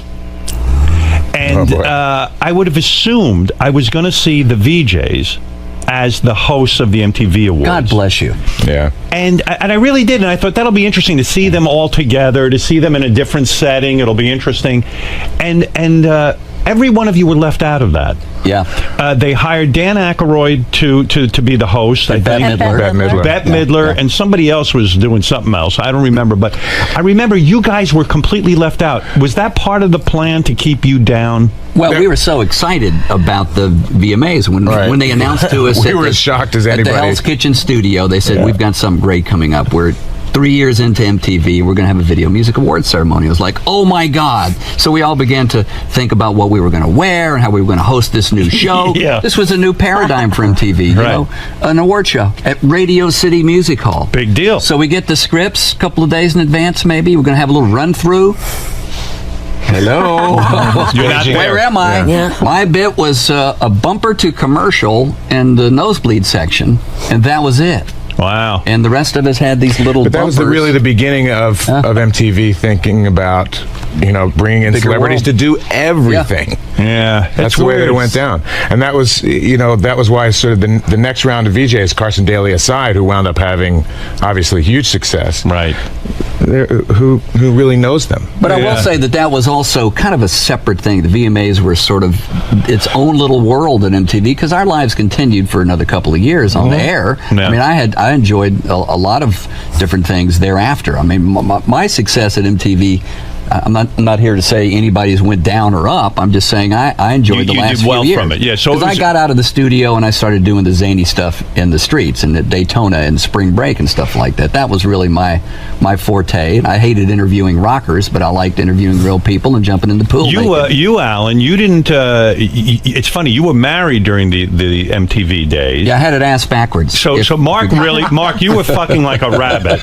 Like you took advantage of your fame. But Alan, you had I was happily married. You were happily married, and then when you left MTV, then you got a Years divorce. later. That was the dumbest thing. My you could friends do. are like, "What is your problem?" You're right. You move back south, right, and you divorce, and you're nobody. Yeah, you don't get it for free anymore, Alan. Were you kicking yourself? Were there women that were offering themselves to you? There's no kicking. I had no plan. Right. I wasn't like strategizing. I was just happily married. And yes, there were women that threw themselves at all of us, including Nina. But it had to be that radio. That had to be radio on steroids. The MTV VJ job. Yeah. A lot, with the naked pictures coming in. Yes, and the naked all pictures. of that stuff. Oh my gosh. But Mark, you were not married at the time, right?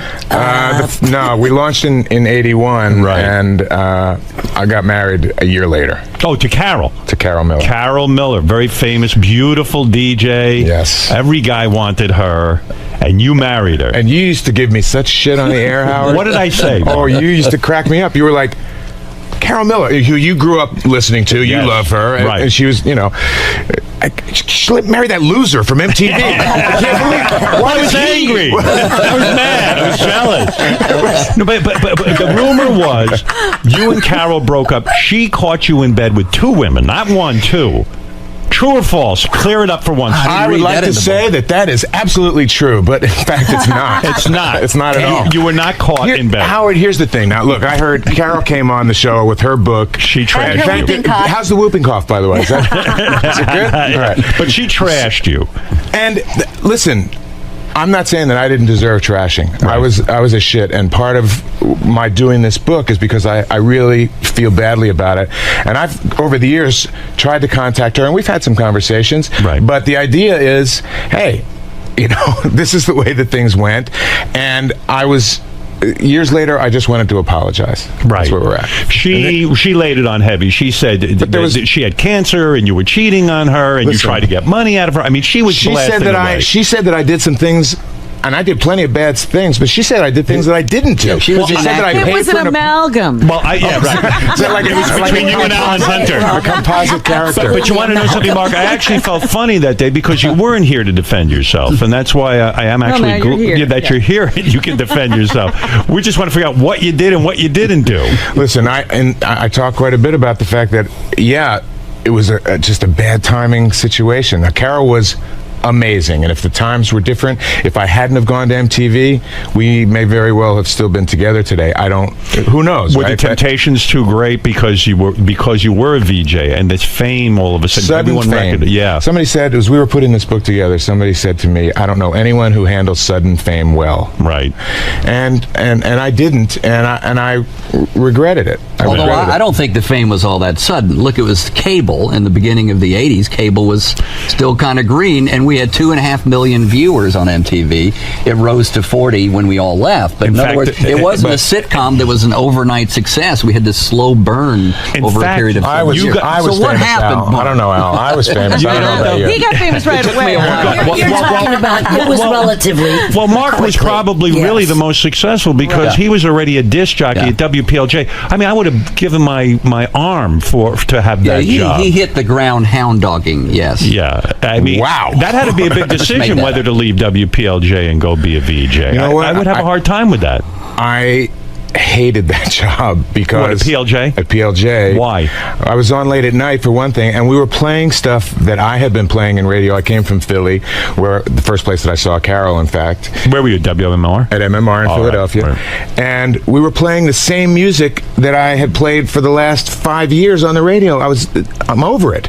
We were not where we should have been. I moved here into New York in 80. See, I never cared about the music. I wanted to just be on WPLJ. They were looking at me and looking at me. I'm following my career, and who did you work for? Burger? Yeah. He called me up. I'm following you. I go, stop following me and put me on in the fucking morning. That guy was just a human sphincter muscle. Really? He was unbelievable. He was so anal about every little thing that he used to do in the studio, little cards and little notes and things. And that drove you nuts. Yeah, and we, look, Meatloaf. We played Meatloaf.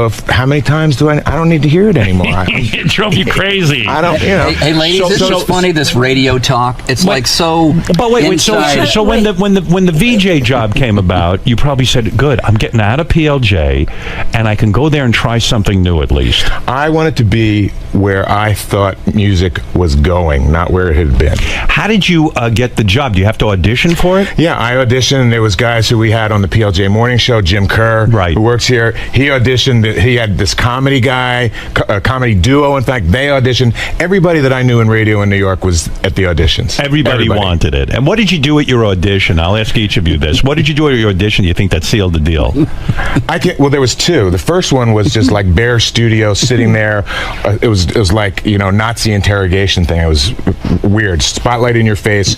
Do the music news. The second one, when you get the call back, that was in a freezing cold studio, but a set. There was a couch and an easel with pictures of the Eagles on it, and I had to identify. I had to had to back announce the Eagles, and refer to the easel, and then walk over to the couch and sit down, and like do some music news. Were you nervous when you? I was terrified. I had no.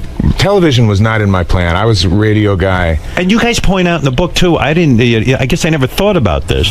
The goal was, once you got the job, you could complete your job in 42 minutes. Was that the record? That you guys, in other words, you didn't have to sit through the music. No, but so you could get in and out of the studio in. It didn't work like that, really. Later. Yeah, you started to get bored.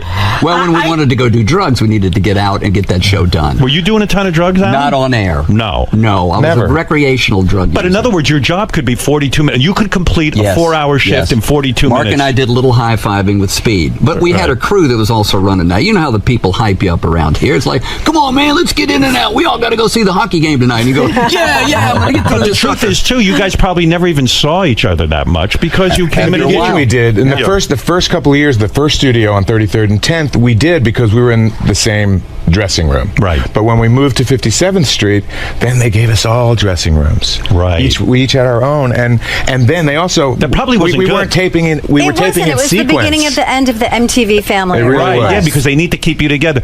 Did you bang lots of famous chicks, Mark, when you got big on MTV? No, but a lot of ones who weren't famous. A lot of ones who weren't. I have my near miss story, which is I would go to eat at the Applejack restaurant right up the street from our studio, and Diane Lane was in there quite often. And I would go and sit, and we would have chats, and I would fantasize. I wasn't looking to have an affair. So by near miss, you mean I know how near are we talking? I know she was. Did you get in her pants or not? I know she was interested. She was. She came up and said, "I watched you on MTV." You thought Martha was interested. So you did bang her. So did you bang her or not, This Alan? is the theme. Al's imagination, right? Is that what it is? Al has fantasies. I didn't know write that. a new book. I learned in the MTV book, the new one that's coming out, of course, VJ, The Unplugged Adventures of MTV's First Wave in the stores today, that Mark, you sold meth in high school? Yeah, I did. I was entrepreneurial. I'm Jewish. Right. A Jewish meth dealer. You know, where do you find that, really? Where did you grow up that you're dealing meth? I grew up in the suburbs of Philadelphia. No kidding. That's where it's big. It's huge there. It's and in Indio, California. Meth is a drug I don't understand. I mean, how much is it for this meth? And then you apparently lose your teeth and your looks immediately after you do it. You know, I never had an addiction to this stuff, and there was people who used to come to buy from me back in the day who were terrifying that I wouldn't let in my house. I bet. But that kind of went away once I went to college. I hoped to go to college with a lot of money. I had a big deal planned at the end of the summer. Right. This French guy that I had been dealing with, gets busted and deported in one night, and so with my 10 grand. All right. Are you still selling meth? Yeah. Just around here. You could get some. Yeah, but Howard, meth ain't like it used to be. I bet. Now, Martha, MTV tried to set you up on a date with Billy Joel as sort of a publicity stunt. Is that correct? Yeah, and I look back at that and I go, what was I thinking? I should have at least said, I had a boyfriend at the time, and I should have said, you understand, this is business. I'm going out with Billy Joel. But I was like, no, I can't.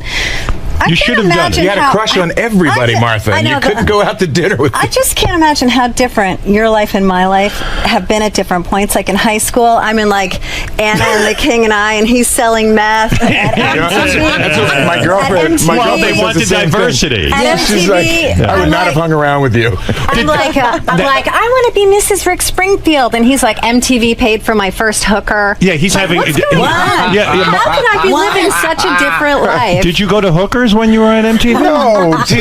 First of all, did you have threesomes and foursomes? I mean, were you orgying? In Japan. I had some experiences like that at MTV. Very nice. Now it's easy for him to say yes. Now it's easy to say yes to everything, Howard, because you've opened the Pandora's box. Now it's like, oh yeah, I did that. By the way, MTV paid for my first hooker, and there's no question about who paid for the others. Who did? There was no others. That's the point. It was in Japan. It wasn't a hooker. Martha went out. Did you guys? I read this. Martha went out. She agreed to go on a date with Paul Stanley of Kiss, and you not only went out with him, he took you on a bowling date, and you were completely turned off to him sexually because he cared too much about bowling. Okay.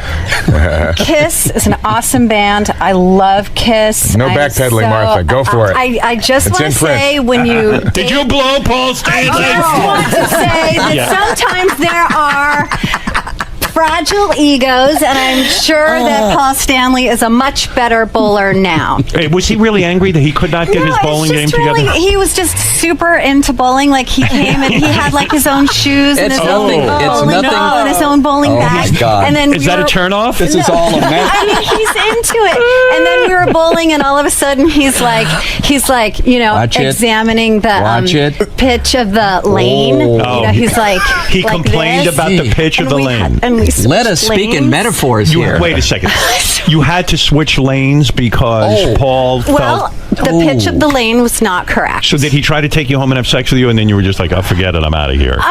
I don't know. I think that he kissed me goodnight, but Yeah, I but think Paul only was to be bowling nice. down a I think different both lane. of us were like, okay, this stuff doesn't work. But you Yeah, say in the this was book, a lot of men got frustrated with you because you were the MTV cock tease. They would go out with you. They expected to get somewhere with you. Paul Schaefer hung around with you, right? A long time. He put in a lot of time with you. The band leader of How do David you know Letterman. this? You're assuming that. I'm reading. It's in the book. It's in the book, I think. No, I know, but you don't know the amount of time. He put in time, and then he decided true. he gave up on you because you weren't putting out. He told me on Fifth Avenue that I was being a tease, and that was it. Yeah, he wanted it. And who does she show up with, though? And God bless him, we loved him. But one day, she shows up with Stiv Bader. Stiv Bader. Oh, Stiv And- Bader. You know Stiv. From Lords of the Well, New Church. I really don't know Stiv. But she has the pick of Not like the Martha knows litter, Stiv. if you consider Paul Schaefer part of a litter. Right. But there's Stiv Bader. She went for the wonderful, geeky kind of You had roadie sex with rock Stiv star. Bader, You right? said to Nina, you Did go you for have rich sex? rock stars. I went for the poor ones. You went for like a punk dead guy. But I liked Stiv- no pigment whatsoever. the girl next the less door. pigment, Did you the have an better. affair with him? With Stiv? Yeah. Oh yeah, It's a we were relationship. together. Was he good in bed? Oh gosh. Were you good in bed? I'm so much better now. Well, you. I By the still way, want to know if Paul Stanley's bowling got better when you switched lanes. Exactly. who knows? How was his bowl?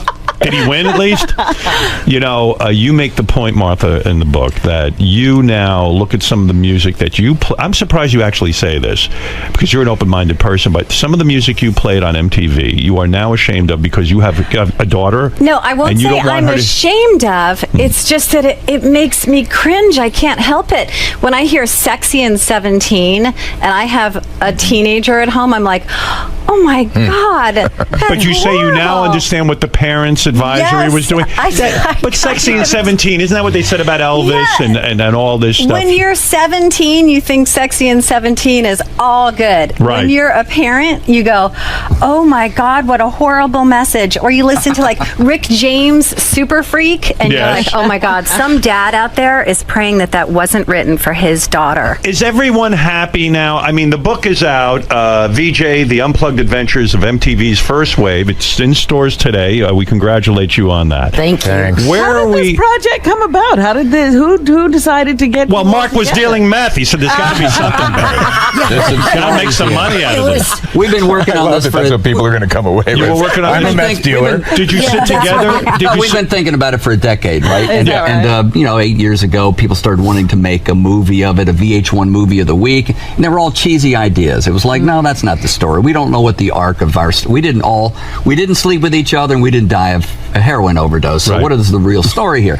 Well, it's kind of an almost famous for the 80s. You know, Right. it's the context of the times, the Reagan years, and MTV, the paradigm shift. Through our eyes, let's tell that story. So for the past 3 or 4 years, we've been trying to find a writer who could tell the story, the narrative of what. How did it our work? point of view. Did the writer interview each one of you? Yeah, And it's an that's- oral. It became an oral history because our voices was the way to go. It's fun having you all in the same room. Did you do that too for the writing of the book? Did they? We did a bit, yeah. A little bit. Not so enough. much the interviewing Nina part, lives but so far away. She lives in Maine. Nobody wants to go We're up not there. What are you where she doing in lives. Maine now? Are you married? no. You single? You're Yes, just you're I hanging live out. with a lot of animals. I have a love lo- animals. Right. Are you And happy now? You're not going to kill yourself?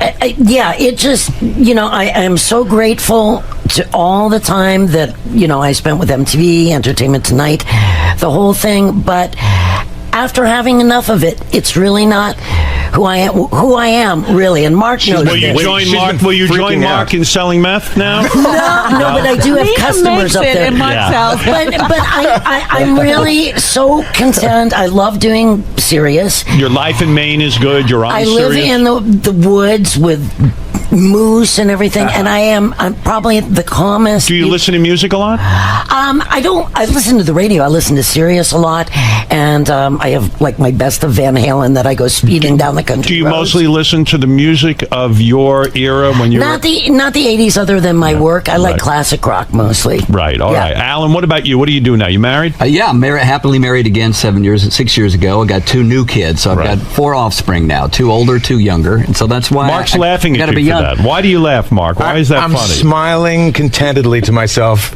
I have a 20-year-old daughter who I love dearly, but my God, would I not want more kids now? Right. My girlfriend, I've been with the same girl for 13 years. I love Does her she to death. want kids? Jill, who I think you know, Jill would like kids, I think. But you're not going to do it. Watch him Dude, stutter. I'm 60. You're 60 years old. Come on. It's enough, right? I'm done now. Right. Does she understand that? Yes, I think. Jill, do you understand that? God, I hope so. And Alan, how old are you now? It does keep you off the couch. I'm 56. You're 56, And I you're feel- chasing little children I feel around. great. That's I've right, got- Mark. I'm going to laugh at you, too. Mark, now I understand. I've got more kids out there to bring the money back to sell the meth. Right. Sell the meth. Stay off the pole. Now, That's my older daughter. that would be She's a good doing TV show. I'm moving to Chicago. I'm on my way to Chicago today. I'm moving to Chicago. My wife is getting her PhD at Northwestern, so I'm going to live a Chicago life. For my daughter's there. You have so a it's young gonna be wife? great. I do. How much younger? She's 18 years younger. 18 But years? she's It's 20 disgusting. years older in the mind than I am. She's much more mature. Super hot, She right? keeps me. I don't know. How What much do you guys younger is think? your wife, Mark? About 12 years. I mean, yes, 12 years. All right. And Martha, what about you? Are you married now? I've been married for 21 years. What is the If you- secret to a long relationship? Don't get married to Mark or Alan. Hey, thank you. Don't fuck Paul Stanley. Robert Quivers, ladies and gentlemen. Thank you so much. Although you're married 21 years, you cheat a lot, though, right? Is that the secret? So you have kids? Do you have children? we have 2 kids, and my husband and I work together all the time. He's a composer, so he and I share the studio. I think people think that we're weird. 'cause They're we like are- the nerdy we're couple. They live in constantly Malibu. They're the only ones together. who don't cheat. What kind of musician is